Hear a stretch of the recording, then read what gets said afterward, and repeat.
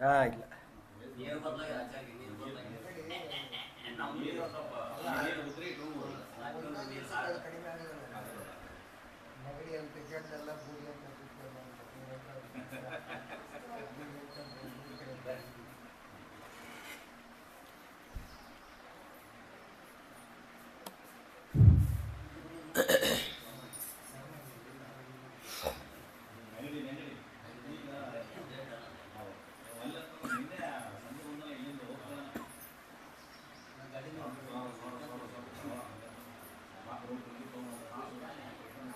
ಶ್ರೀ ಗುರುಭ್ಯೋ ನಮಃ.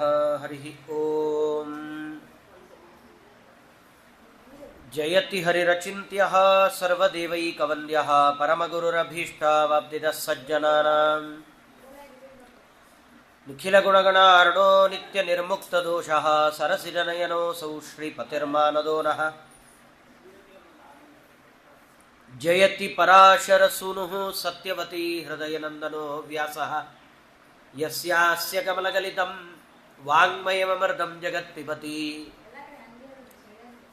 ಅಭ್ರಮಂ ಭಂಗರಹಿತಮಜಡಂ ವಿಮಲಂ ಸದಾ ಆನಂದತೀರ್ಥಮತುಲಂ ಭಜೆ ತಾಪತ್ರಯಾಪಹಂ. ಚಿತ್ರೈಃ ಪದೈಶ್ಚ ಗಂಭೀರೈಃ ವಾಕ್ಯೈರ್ಮಾನೈರಖಂಡಿತೈಃ ಗುರುಭಾವಂ ವ್ಯಂಜಯಂತಿ ಭಾತಿ ಶ್ರೀಜಯತೀರ್ಥವಾಕ್. ಅಂಜನಾಸೂನು ಸಾನ್ನಿಧ್ಯಾದ್ ವಿಜಯೇನ ವಿರಾಜಿತಂ ಅಜಿತಪ್ರೀತಿಜನಕಂ ಭಜೇಹಂ ವಿಜಯಧ್ವಜಂ. ಅರ್ಥಿಕಲ್ಪಿತಕಲ್ಪೋऽಯಂ ಪ್ರತ್ಯರ್ಥಿಗಜಕೇಸರಿ ವ್ಯಾಸತೀರ್ಥಗುರುರ್ಭೂಯಾದಸ್ಮದಿಷ್ಟಾರ್ಥಸಿದ್ಧಯೇ. ಮಾಯೀ ಭವೈರಿಣೆ ಮಾಧ್ವರಾದ್ದಾन्तವನಚಾರಿಣೆ ವಚೋನಖರಿಣೆ ವಾದಿರಾಜಕೇಸರಿಣೆ ನಮಃ. ದುರ್ವಾದಿಧ್ವಾಂತರ್ವಯೇ ವೈಷ್ಣವೇಂದೀವರೇಂದವೇ ಶ್ರೀರಾಘವೇಂದ್ರ ಗುರವೇ ನಮೋऽತ್ಯಂತದಯಾಲವೇ. ಸತ್ಯಂ ಸತ್ಯಂ ಪುನಃ ಸತ್ಯಂ ವಿಷ್ಣುತೀರ್ಥಪ್ರಸಾರತಃ ಸರ್ವೇ ಕಾಮಾ ಭವಂತ್ಯೇವ ಶಪಥೋ ಬಿಂಬಸನ್ನಿಧೌ. ಅನವದ್ಯಾತ್ಮಚಾರಿತ್ರಂ ವಾದಿಖದ್ಯೋತಭಾಸ್ಕರಂ ವಿದ್ಯಾಮಾನ್ಯಗುರುನ್ ವಂದೇ ವಿದ್ಯೋತಭಾಸ್ವರಂ. ತಪಸ್ವಾಧ್ಯಾಯ ಶುಶ್ರೂಷಾ ಕೃಷ್ಣಪೂಜಾರತಂ ಮುನಿಂ ವಿಶ್ವೇಶಮಿಟ್ಟದಂ ವಂದೇ ಪರಿಹುರಾಟ್ಚಕ್ರವರ್ತಿನಂ. ಶ್ರೀ ಗುರುಭ್ಯೋ ನಮಃ. ಶ್ರೀ ವಿಶ್ವೇಶತೀರ್ಥಗುರುಭ್ಯೋ ನಮಃ. ಜನ್ಮಾದ್ಯಸ್ಯ ಯತೋನ್ಮಯಾದಿತರತಶ್ಚಾರ್ತಿಷ್ವಭಿಘ್ನಸ್ವರಾಟ್ ತೇನೇ ಬ್ರಹ್ಮಹೃದಾಯ ಆದಿಕವಯೇ ಮುಖ್ಯಂತಿ ಯಂ ಸೂರಯಃ. ತೇಜೋ ವಾರಿಮೃದಾಂ ಯಥಾ ವಿನಿಮಯೋ ಯತ್ರ ತ್ರಿಸರ್ಗೋ ಮೃಷಾ ಧಾಮ್ನಾ ಸ್ವೇನ ಸದಾ ನಿರಸ್ತಗುಹಗಂ ಸತ್ಯಂ ಪರಂ ಧೀಮಹಿ.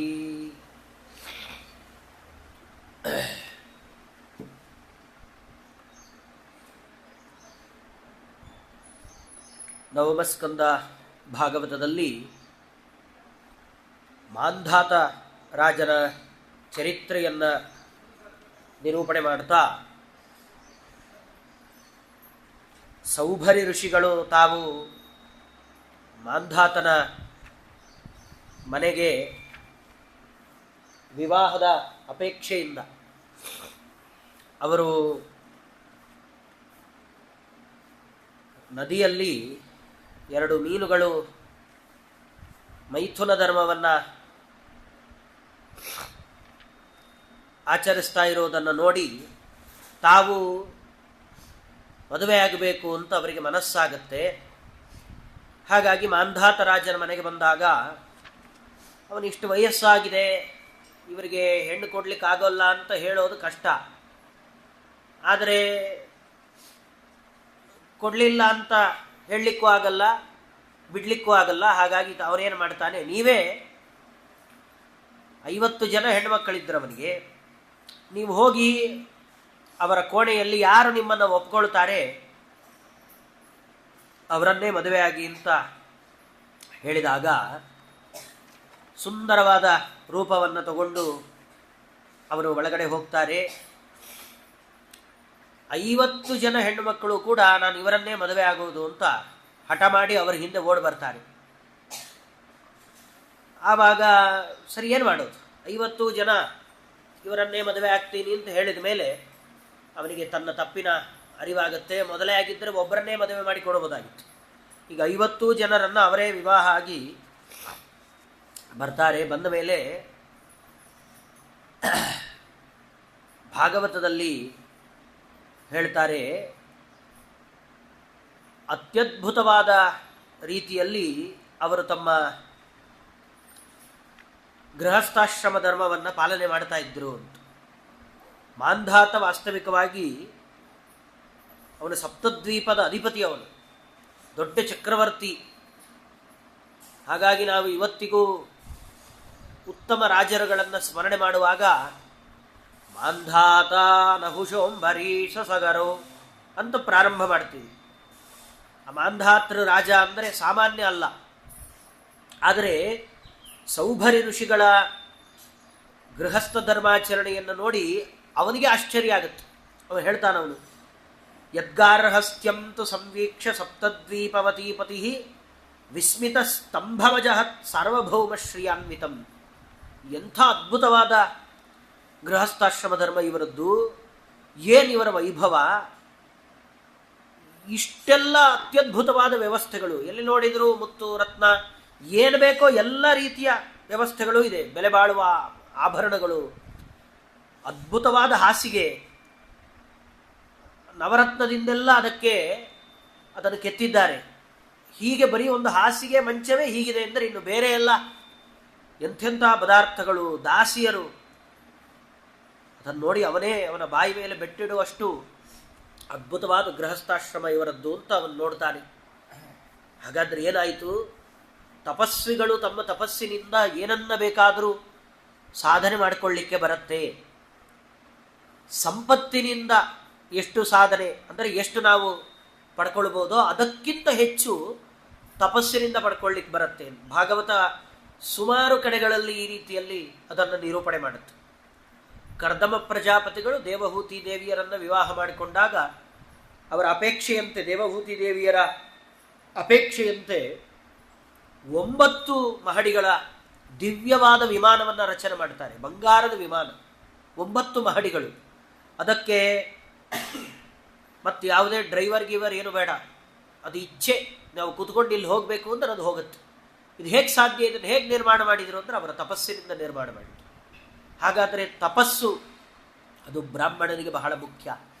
ಅದರಿಂದ ಅವನು ಒಬ್ಬ ಶ್ರೀಮಂತ ತನ್ನ ಜೀವನದಲ್ಲಿ ಏನೇನೆಲ್ಲ ಸಂಪಾದನೆ ಮಾಡಿದ್ದಾನೆ ಅದನ್ನು ಮೀರಿದ್ದನ್ನು ಸಂಪಾದನೆ ಮಾಡ್ಬೋದು. ನಮ್ಮ ಎದುರುಗಡೆ ಪ್ರತ್ಯಕ್ಷ ಸಾಕ್ಷಿ ಅವರು ಕೂತಿದ್ದಾರೆ, ಅವಧೂತರು. ಅವರು ಇದನ್ನು ತೋರಿಸಿಕೊಟ್ಟಿದ್ದಾರೆ. ಎಂಥ ಶ್ರೀಮಂತಿಕೆ ಬಂದಿದ್ದರೂ ಬರಗಾಲ ಬಂದಾಗ ಎಲ್ಲ ಒದ್ದಾಡಿದರು. ಏನು ಮಾಡಬೇಕು, ಯಾಕೆ ಯೋಚನೆ ಮಾಡ್ತೀರಾ ಅಂತ ಹೇಳಿ ಸುಮಧ್ವ ವಿಜಯವನ್ನು ತಪಸ್ಸಿನ ರೀತಿಯಲ್ಲಿ ಅದರ ಪಾರಾಯಣವನ್ನು ಮಾಡಿ ಅವರ ಮನೆ ಕೆಳಗಡೆ, ಪುಸ್ತಕದ ಕೆಳಗಡೆ ತಾಮ್ರದ ನಾಣ್ಯವನ್ನು ಇಟ್ಟರೆ ಅದು ಬಂಗಾರ ಆಗ್ತಾ ಇತ್ತು. ಅದನ್ನು ಮಾಡಿ ತೋರಿಸಿದ ಮಹಾನುಭಾವರವರು. ಕೇವಲ ಭಾಗವತವನ್ನು ಅವರು ಬಾಯಲ್ಲಿ ಹೇಳಿ ಸಾರೋದ್ಧಾರವನ್ನು ಕೊಟ್ಟಿದ್ದಷ್ಟೇ ಅಲ್ಲ, ಅದರ ಅನುಸಂಧಾನ. ಸೌಭರಿ ಋಷಿಗಳು ತಪಸ್ಸಿನ ಮೂಲಕವಾಗಿ ಹೇಗೆ ಒಬ್ಬ ಚಕ್ರವರ್ತಿ ಸಾರ್ವಭೌಮನೇ ಬೆರಗಾಗುವ ರೀತಿಯಲ್ಲಿ ಅವರ ಗೃಹಸ್ಥಾಶ್ರಮವನ್ನು ಪಾಲನೆ ಮಾಡಿದರು, ಆ ರೀತಿಯಲ್ಲಿ ತಪಸ್ಸಿನಿಂದ ಸಾಧ್ಯ ಏನನ್ನ ಬೇಕಾದರೂ ಸಾಧಿಸಬಹುದು ಅಂತ ತೋರಿಸಿಕೊಟ್ಟ ಮಹಾನುಭಾವರು ಇವತ್ತು ನಮ್ಮ ಎದುರುಗಡೆ ಇದ್ದಾರೆ. ಹಾಗಾಗಿ ತಪಸ್ಸಿನಿಂದ ಎಲ್ಲವೂ ಸಾಧ್ಯ. ಆದರೆ ತಪಸ್ವಿಗಳಿಗೆ ಇದು ಬೇಡ, ಈ ಜೀವನ ಚೆನ್ನಾಗಿಲ್ಲ.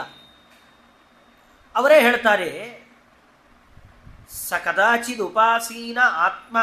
ಅವರು ಹೇಳಿದರು, ಏವಂ ಗೃಹೇಶ್ವಭಿರತೋ ವಿಷಯಾನ್ ವಿವಿಧೈರ್ಮುಖೈ ಸೇವಮಾನೋ ನಚಾತೃಪ್ಯದ ಆಜ್ಯಸ್ತೋಕೈರಿವಾನಲಹ.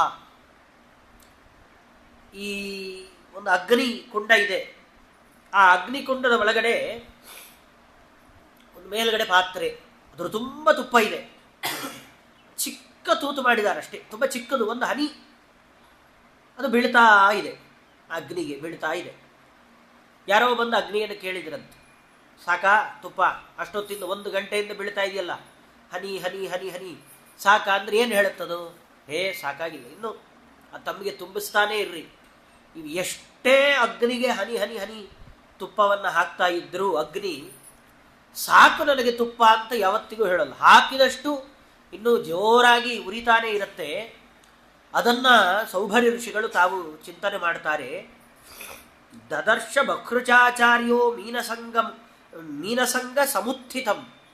ಯಾವುದೋ ಮೀನು ಅದು ಯಮುನಾ ನದಿಯಲ್ಲಿ ಸಂಗ ಮಾಡ್ತಾ ಇದ್ದಿದ್ದರಿಂದ ನಾನು ಮೋಹಿತನಾಗೋದ್ನಲ್ಲ, ಇದು ಆಶ್ಚರ್ಯ. ಅವರು ಹೇಳ್ತಾರೆ, ಅಹೋ ಇಮಂ ಪಶ್ಯತ ಮೇ ವಿನಾಶಂ ತಪಸ್ವಿನ ಸಚ್ಚರಿತವ್ರತಸ್ಯ ಅಂತರ್ಜಲೇ ವಾರಿಚರ ಪ್ರಸಂಗಾತ್ ಪ್ರಸ್ರಾವಿತಂ ಬ್ರಹ್ಮಚಿರಂ ಧೃತವ್ಯಂ.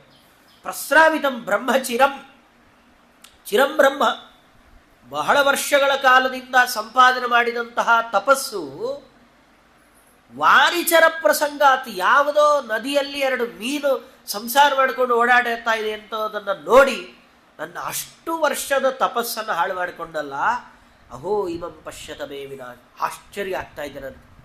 ನಮಗೆ ಹೀಗಾದರೆ ತಪಸ್ವಿನ ಸಚ್ಚರಿತ ವ್ರತಸ್ಯ, ತಪಸ್ಸೇ ಜೀವನವಾಗಿ ಇಟ್ಕೊಂಡವರು, ಒಳ್ಳೆ ಚಾರಿತ್ರ್ಯ, ಯಾವಾಗಲೂ ತಪಸ್ಸು, ಅದು ಬಿಟ್ಟರೆ ಮತ್ತೆ ಯಾವುದೂ ಇಲ್ಲ, ಉತ್ತಮವಾದ ಭಗವತ್ ಸಂಬಂಧಿಯಾದ ವ್ರತಗಳ ಆಚರಣೆ ಮಾಡಿಕೊಂಡು ಅದೇ ಜೀವನ ಅಂತ ಮಾಡ್ತಾ ಇದ್ದ ನನಗೆ ಯಾವುದೋ ಯಮುನಾ ನದಿಯಲ್ಲಿ 2 ಮೀನು ಸಂಸಾರದಲ್ಲಿ ಬಿದ್ದದ್ದನ್ನು ನೋಡಿ ನನಗೂ ಆ ರೀತಿಯ ಸಂಸಾರ ಬೇಕು ಬೇಕು ಅಂತ ಅನ್ನಿಸಿ 50 ಜನರನ್ನು ವಿವಾಹ ಮಾಡಿಕೊಂಡು ಅವರಲ್ಲೆಲ್ಲ 10 ಜನ ಮಕ್ಕಳು, 5,000 ಜನ ಒಟ್ಟು ಮಕ್ಕಳು.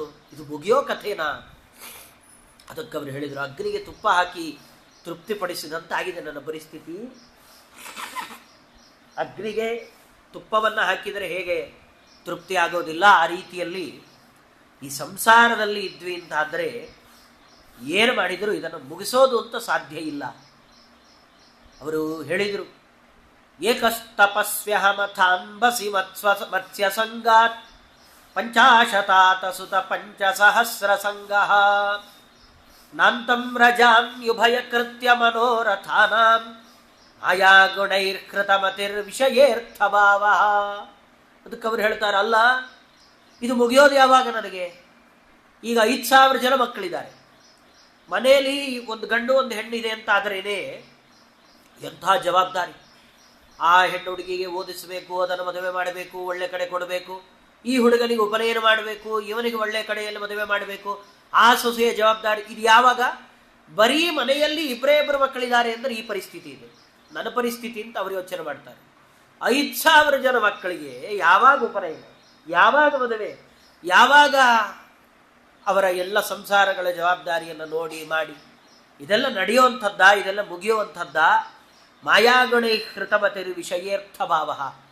ಭಗವಂತ ಅವನ ಇಚ್ಛೆಗನುಗುಣವಾಗಿ ಈ ಪ್ರಕೃತಿಯ ಈ ಬಂಧನದೊಳಗಡೆ ಸಿಕ್ಕಾಕೊಂಡು ಈ ವಿಷಯ ಪದಾರ್ಥಗಳನ್ನೆಲ್ಲ ನೋಡಿ ಅದರೊಳಗಡೆ ನನಗೆ ರಾಗ ಆಸೆ ಹುಟ್ಟಿ ನಾನು ಅದರೊಳಗಡೆ ಬಿದ್ದುಬಿಟ್ನಲ್ಲ, ಇದರಿಂದ ನನ್ನಿಂದ ಸರ್ವತಾ ಹೊರಗಡೆ ಬರಲಿಕ್ಕಾಗೋಲ್ಲ, ಒಳಗೆ ಇದ್ದರೆ ಇಲ್ಲೇ ಸಿಕ್ಕಾಕೊಳ್ಬೇಕಾಗತ್ತಷ್ಟೇ, ನಾನೇ ಇದರಿಂದ ಆಚೆ ಬರಬೇಕು ಅಂತ ಅವರೇ ತೀರ್ಮಾನ ಮಾಡಿ, ಏವಂ ವಸನ್ ಗೃಹೇ ಕಾಲಂ ವಿರಕ್ತೋ ನ್ಯಾಸಮಾಸ್ಥಿತ ವರಂ ಜಗಾಮಾನುಯು ತತ್ಪತ್ನ್ಯ ಪತಿದೇವತಾ. ಅವರೇ ಸಾಕಿನ್ನು ಇದು ಬೇಡವೇ ಬೇಡ ಅಂತ ಮನೆಯನ್ನು ಬಿಟ್ಟು ಮತ್ತೆ ತಪಸ್ಸಿಗೋಸ್ಕರ ಅಂತ ಹೊರಟು ಬಿಡ್ತಾರೆ. ಆದ್ದರಿಂದ ಹೀಗೆ ಎಂಥವರ ಮನಸ್ಸನ್ನು ಬೇಕಾದರೂ ಯಾವ ಪ್ರಸಂಗ ಏನು ಬೇಕಾದರೂ ಬದಲಾವಣೆ ಮಾಡಿಬಿಡುತ್ತೆ. ದೊಡ್ಡ ತಪಸ್ವಿಗಳು ಮೀನಿನ ಪ್ರಸಂಗವನ್ನು ನೋಡಿ ವಿವಾಹಕ್ಕೆ ಬಿದ್ದರು. ಗೃಹಸ್ಥಾಶ್ರಮ ಧರ್ಮವನ್ನು ಆಚರಣೆಯೇ ಮಾಡ್ತಾ ಕೂತಿದ್ದಂತಹ ವಿಷ್ಣು ತೀರ್ಥರು ಒಂದೇ ಒಂದು ಸಾಲಿನ ಹಾಡು ಕೇಳಿ ವೈರಾಗ್ಯದಿಂದ ಮನೆಬಿಟ್ಟೆ ಹೊರಗಡೆ ಹೊರಟೋದು. ಪಂಚಬಾರದು ಮಡದಿ ಬಾರಳು ಕಂಚು ಕನ್ನಡಿ ಬಾರದು ಅಷ್ಟೇ ಕೇಳಿ ಹೊರಗಡೆ ಹೊರಟೋದು. ಬೇಡ ಇದಿಷ್ಟೇ ಅಂತ ಅವರಿಗನ್ನಿಸ್ತು. ಅವರು ಅವಧೂತರಾದರು. ಇವರು ಅವಧೂತರಾಗೇ ಇದ್ದವರು ಈ ಪ್ರಸಂಗ ನೋಡಿ ಬದಲಾದರು. ಆದ್ದರಿಂದ ದೇವರ ಇಚ್ಛೆಗೆ ಸಿಕ್ಕಾಕೊಂಡು ಯಾವಾಗ ಬೇಕಾದರೂ ದೇವರು ಏನನ್ನ ಬೇಕಾದರೂ ಬದಲಾಯಿಸ್ತಾನೆ. ನಮ್ಮ ಪ್ರಾರಬ್ಧ ಕರ್ಮಾನುಸಾರವಾಗಿ ಸೌಭರ್ಯ ಋಷಿಗಳು ಏನಪ್ಪ ಇದು ಅಂತ ಅವರು ಯೋಗಭ್ರಷ್ಟರಾಗ್ಬಿಟ್ರಲ್ಲ. ಹಾಗಾದರೆ ಎಷ್ಟು ದೊಡ್ಡ ಋಷಿಗಳವರು, ಅವರೇ ಈ ಥರ ಬಿದ್ದೋದ್ರಲ್ಲ ಅಂತೆಲ್ಲ ಹೇಳೋ ಹಾಗಿಲ್ಲ. ಅದಕ್ಕೆ ಅವರು ಹೇಳ್ತಾರೆ, ಅವರಿಗೆ ದಿವ್ಯ ದೃಷ್ಟಿ, ಅವರಿಗೆ ಮುಂದಿನ 50 ಜನ್ಮಗಳ ಪರಿಚಯ ಆಯಿತು.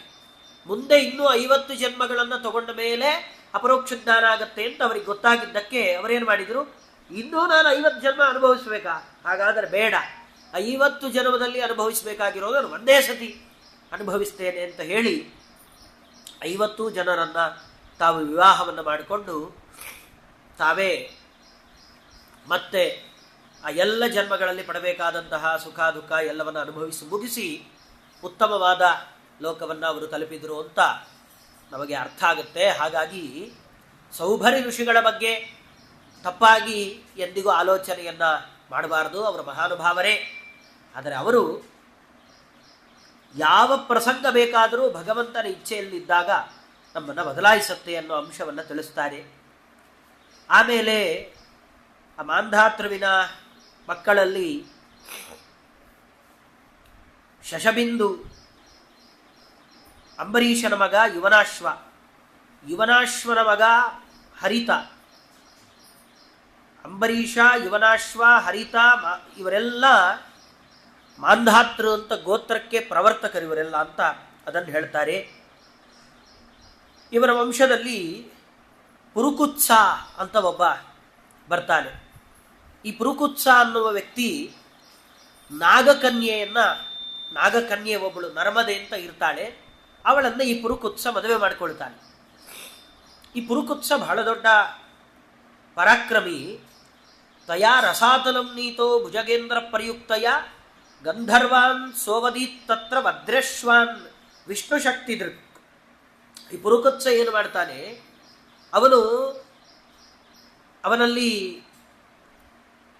ಅವನಿಗೆ ಪ್ರೇರಣೆ ಮಾಡ್ತಾಳೆ ಅವಳು ಹೆಂಡತಿ ನರ್ಮದೆ. ಬನ್ನಿ ನಾವು ಕೆಳಗಡೆ ನಮ್ಮ ಪಾತಾಳ ಲೋಕಕ್ಕೆ ಹೋಗೋಣ ಅಂತ ಕರ್ಕೊಂಡು ಹೋಗ್ತಾಳೆ. ಯಾಕೆ ಅಲ್ಲಿ ಕರ್ಕೊಂಡು ಹೋಗ್ತಾಳೆ ಅಂದರೆ ಅಲ್ಲಿ ವದ್ರೇಶ್ವರು ಅಂತ ಇರ್ತಾರೆ. ಆ ವದ್ರೇಶ್ವರು ಅವರು ಗಂಧರ್ವರೇ, ಆದರೆ ಸ್ವಲ್ಪ ಕೆಟ್ಟ ಜಾತಿಯ ಗಂಧರ್ವರು. ಅವರು ಈ ನಾಗಕುಲಕ್ಕೆ ತುಂಬ ತೊಂದರೆ ಕೊಡ್ತಾ ಇರ್ತಾರೆ. ಅದಕ್ಕೆ ಈ ಪುರುಕುತ್ಸನನ್ನು ಕರ್ಕೊಂಡು ಹೋಗಿ ಅವರೇನು ಮಾಡಿದರು, ಆ ವದ್ರೇಶ್ವರನ್ನೆಲ್ಲ ಸಂಹಾರ ಮಾಡಿಸ್ತಾರೆ. ಆವಾಗ ಪುರುಕುತ್ಸ ಯಾವಾಗ ವದ್ರೇಶ್ವರನ್ನೆಲ್ಲ ಸಂಹಾರ ಮಾಡಿದ, ಆಗ ಈ ನಾಗ ಕುಲಗಳಿಗೆಲ್ಲ ತುಂಬ ಸಂತೋಷ ಆಯಿತು.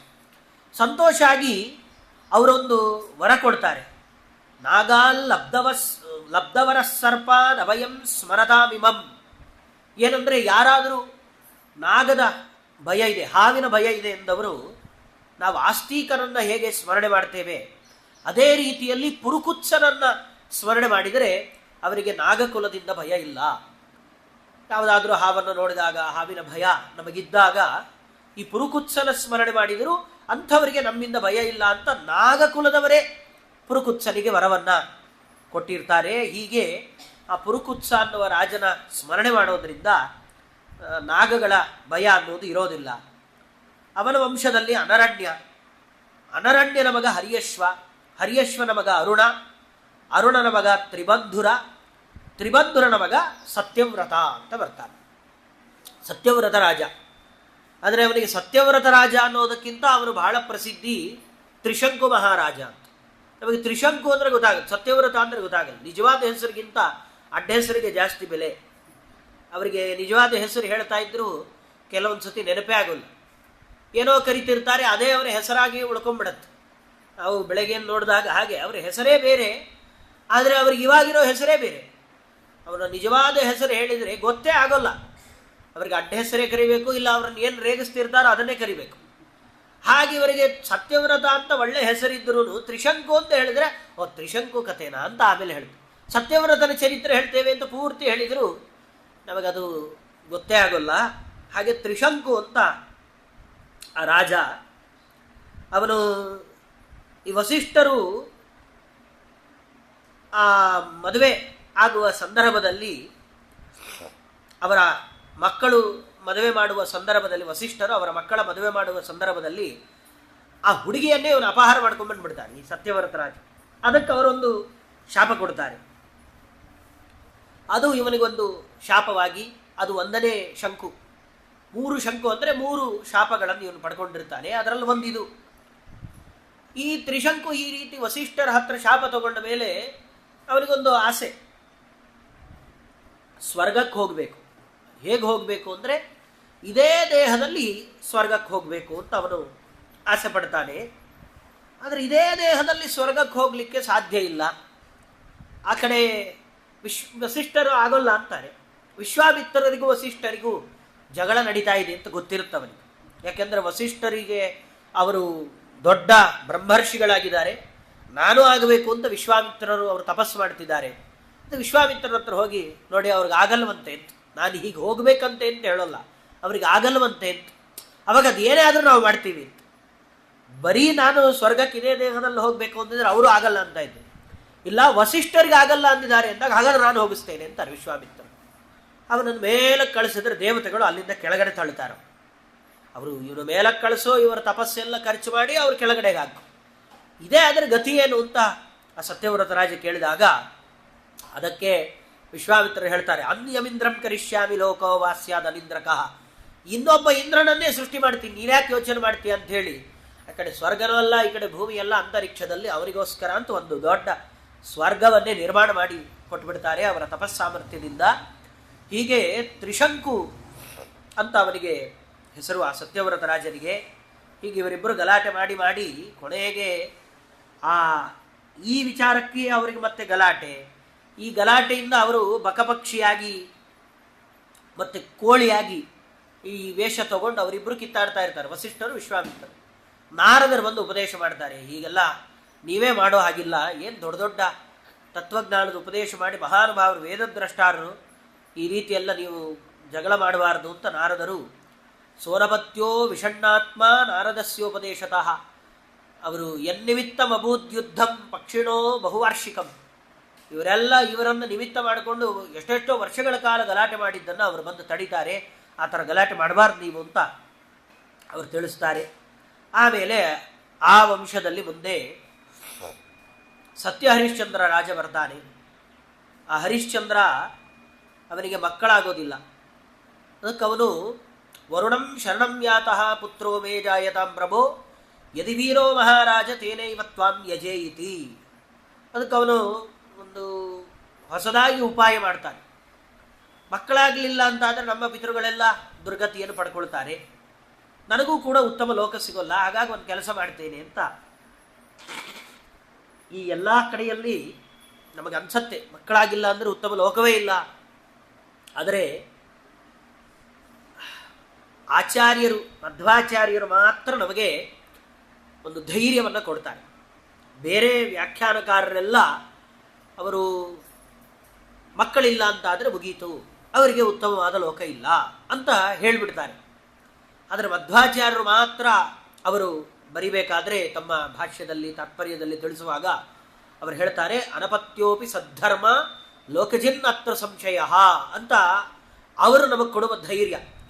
ಅಂದರೆ ಅನಪತ್ಯೋಪಿ ಮಕ್ಕಳಿಲ್ಲ ಅಂತಾದರೂ ಸದ್ಧರ್ಮಾಚರಣೆಯನ್ನು ಮಾಡ್ತಾ ಇದ್ದರೆ ಅವನು ವಿಶೇಷವಾಗಿ ದೇವರ ಸೇವೆ ದೇವರ ಪೂಜೆ ಇದನ್ನೆಲ್ಲ ಮಾಡಿಕೊಂಡು ಅವನು ಪ್ರಾಣವನ್ನು ಬಿಟ್ಟ ಅಂತಾದರೆ ಲೋಕಜಿನ್ ಅತ್ರ ಸಂಶಯ, ಅವನು ಕೂಡ ಉತ್ತಮವಾದ ಲೋಕಗಳನ್ನು ಗೆಲ್ತಾನೆ, ಉತ್ತಮವಾದ ಲೋಕಗಳು ಅವನಿಗೂ ಸಿಗತ್ತೆ, ಯಾವುದೇ ಸಂಶಯ ಬೇಡ ಅಂತ ಮಧ್ವಾಚಾರ್ಯರು ನಮಗೆ ಒಂದು ದೊಡ್ಡ ಗ್ಯಾರಂಟಿಯನ್ನು ಕೊಡ್ತಾರೆ, ನಮಗೆ ಧೈರ್ಯವನ್ನು ಕೊಡ್ತಾರೆ. ಯಾಕೆಂದರೆ ಅನೇಕ ಪ್ರಾರಬ್ಧಗಳ ವಶದಿಂದ ಮಕ್ಕಳಾಗಿರೋದಿಲ್ಲ, ಮಕ್ಕಳಾದರೂ ಅವರಿಗೆ ಮದುವೆ ಆಗಲಿಲ್ಲ, ಮುಂದೆ ಅವರಿಗೆ ಸಂತಾನ ಆಗಲಿಲ್ಲ, ಇಂಥದ್ದೇನೋ ಒಂದು ನಡೆಯುತ್ತೆ. ಹಾಗಿದ್ದಾಗ ನಮಗೆ ಹಾಗಾದರೆ ಉತ್ತಮವಾದ ಲೋಕವೇ ಆಗೋದಿಲ್ವಾ ಅಂದರೆ ಯೋಚನೆ ಮಾಡಬೇಡಿ. ಉತ್ತಮವಾದ ಲೋಕ ಆಗೋದಿಲ್ಲ ಅಂತಲ್ಲ, ನೀವು ಸದ್ಧರ್ಮಾಚರಣೆಯನ್ನು ಮಾಡ್ತಾ ಇದ್ದರೆ ವಿಷ್ಣು ಸರ್ವೋತ್ತಮತ್ವವನ್ನು ಸಾಧನೆ ಮಾಡಿ ನಿರಂತರವಾಗಿ ನಿಮ್ಮ ಜೀವನದಲ್ಲಿ ಉತ್ತಮವಾದ ಆಚರಣೆಯನ್ನು ಇಟ್ಕೊಂಡಿದ್ರಿ ಅಂತಾದರೆ ನೀವು ಕೂಡ ಉತ್ತಮವಾದ ಲೋಕಗಳಿಗೆ ತಲುಪಲಿಕ್ಕೆ ಸಾಧ್ಯ ಅಂಥೇಳಿ ನಾತ್ರ ಸಂಶಯ ಅಂತ ಹೇಳ್ತಾರೆ. ಸಂಶಯ ಪಟ್ಟುಕೊಳ್ಬೇಡಿ ಅಂತ. ಆದರೆ ಇವರೆಲ್ಲ ರಾಜರುಗಳು ಇವರು ತಮ್ಮ ವಂಶದಲ್ಲಿ ಮುಂದೆ ಮುಂದೆ ಉತ್ತಮವಾದ ವ್ಯಕ್ತಿಗಳು ಬರಬೇಕು ಅನ್ನೋದಕ್ಕೋಸ್ಕರ ವರುಣನನ್ನು ಪ್ರಾರ್ಥನೆ ಮಾಡಿ ಅವರು ಕೇಳಿದಾಗ ಅವನು ಏನು ಮಾಡ್ತಾನೆ, ಹರಿಶ್ಚಂದ್ರ ರಾಜ ನನಗೊಬ್ಬ ಮಗನನ್ನು ಕೊಡು, ಅವನನ್ನೇ ನಾನು ನಿನಗೆ ಬಲಿ ಕೊಡ್ತೇನೆ ಅಂತ ಹೇಳ್ತಾನೆ. ಅಲ್ವಾ, ಅವಾಗ ನಿನಗೆ ಸಂತೋಷ. ವರುಣ ಆಲೋಚನೆ ಮಾಡ್ತಾನೆ, ಕ್ಷತ್ರಿಯ ಬಲಿ ಅದು ತುಂಬ ಶ್ರೇಷ್ಠ, ಒಂದು ಒಳ್ಳೆ ಬಲಿ ಸಿಗತ್ತೆ, ಅದಕ್ಕೆ ವರುಣ ಅನುಗ್ರಹ ಮಾಡ್ತಾನೆ. ಆಯ್ತು, ನಿನಗೊಬ್ಬ ಮಗನಾಗ್ತಾನೆ ಅಂತ.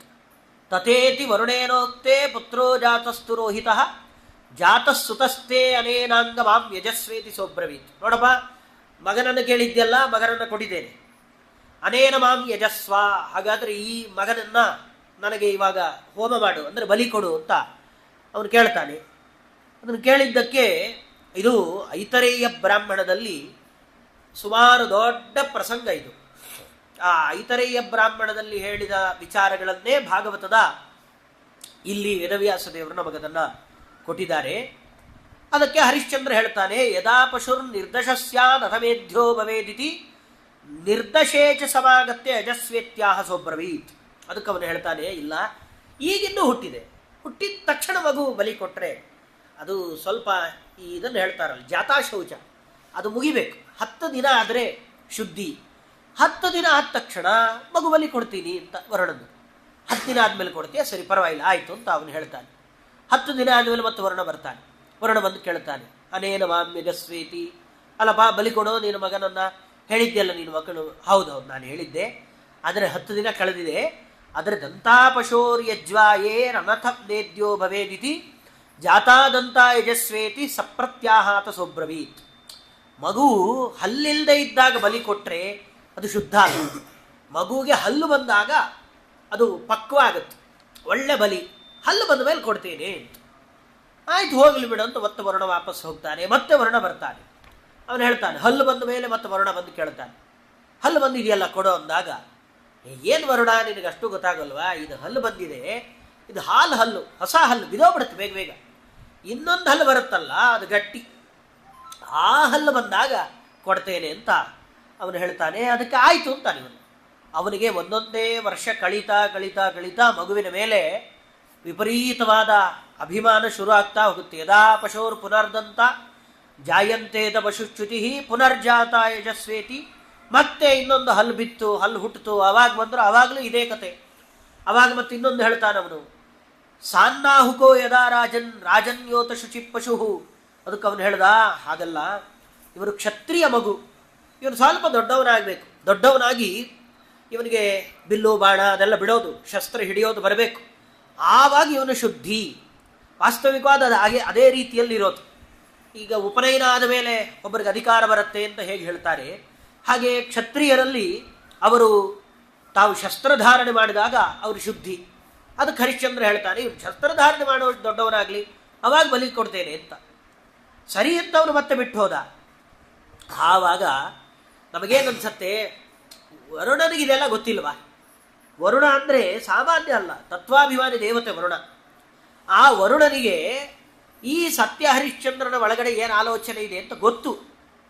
ಆದರೆ ಆ ಐತರೇಯ ಬ್ರಾಹ್ಮಣದ ಮಂತ್ರದಲ್ಲೇ ಬರುವಾಗಲೇ ಅಲ್ಲೇ ಹೇಳ್ತಾರೆ, ಮಾಯಜಸ್ವೇತಿ ಅಂತ. ಆ ಮಂತ್ರದಲ್ಲಿ ಸ್ವಲ್ಪ ವ್ಯತ್ಯಾಸ ಮಾಡಿ ಅನೇನ ಮಾಯಜಸ್ವ, ಇವನನ್ನ ನನಗೆ ಬಲಿ ಕೊಡಬೇಡ ಅಂತ ಆ ಮಂತ್ರದಿಂದಾಗೆ ನಮಗೆ ಗೊತ್ತಾಗುತ್ತೆ.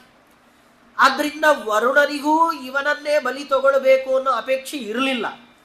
ಆದರೆ ಇವನು ಎಷ್ಟು ಸತ್ಯನಿಷ್ಠನಾಗಿದ್ದಾನೆ, ಏನು ಕಥೆ ಅನ್ನೋದನ್ನು ತೋರಿಸ್ಲಿಕ್ಕೆ ಮತ್ತೆ ಮತ್ತೆ ಬಂದು ಕೇಳಿದಾಗ ಇವನು ಹೇಳೋದೆಲ್ಲವೂ ಸತ್ಯವೇ.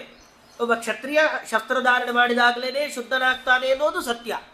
ಇವನು ಒಂದೇ ಸತಿ ವರುಣನಿಗೆ ಹೇಳ್ಬೋದಾಗಿತ್ತು, ಇಲ್ಲಪ್ಪ ನಾ ಕೊಡೋಲ್ಲ, ನನ್ನ ಮಗ ತುಂಬ ಅಭಿಮಾನ ಅಂತ. ಆದರೆ ಇವನಿಗೇನು ಅಂದರೆ, ಇವನ ಹೆಸರೇ ಸತ್ಯ ಹರಿಶ್ಚಂದ್ರ ಅಲ್ಲ.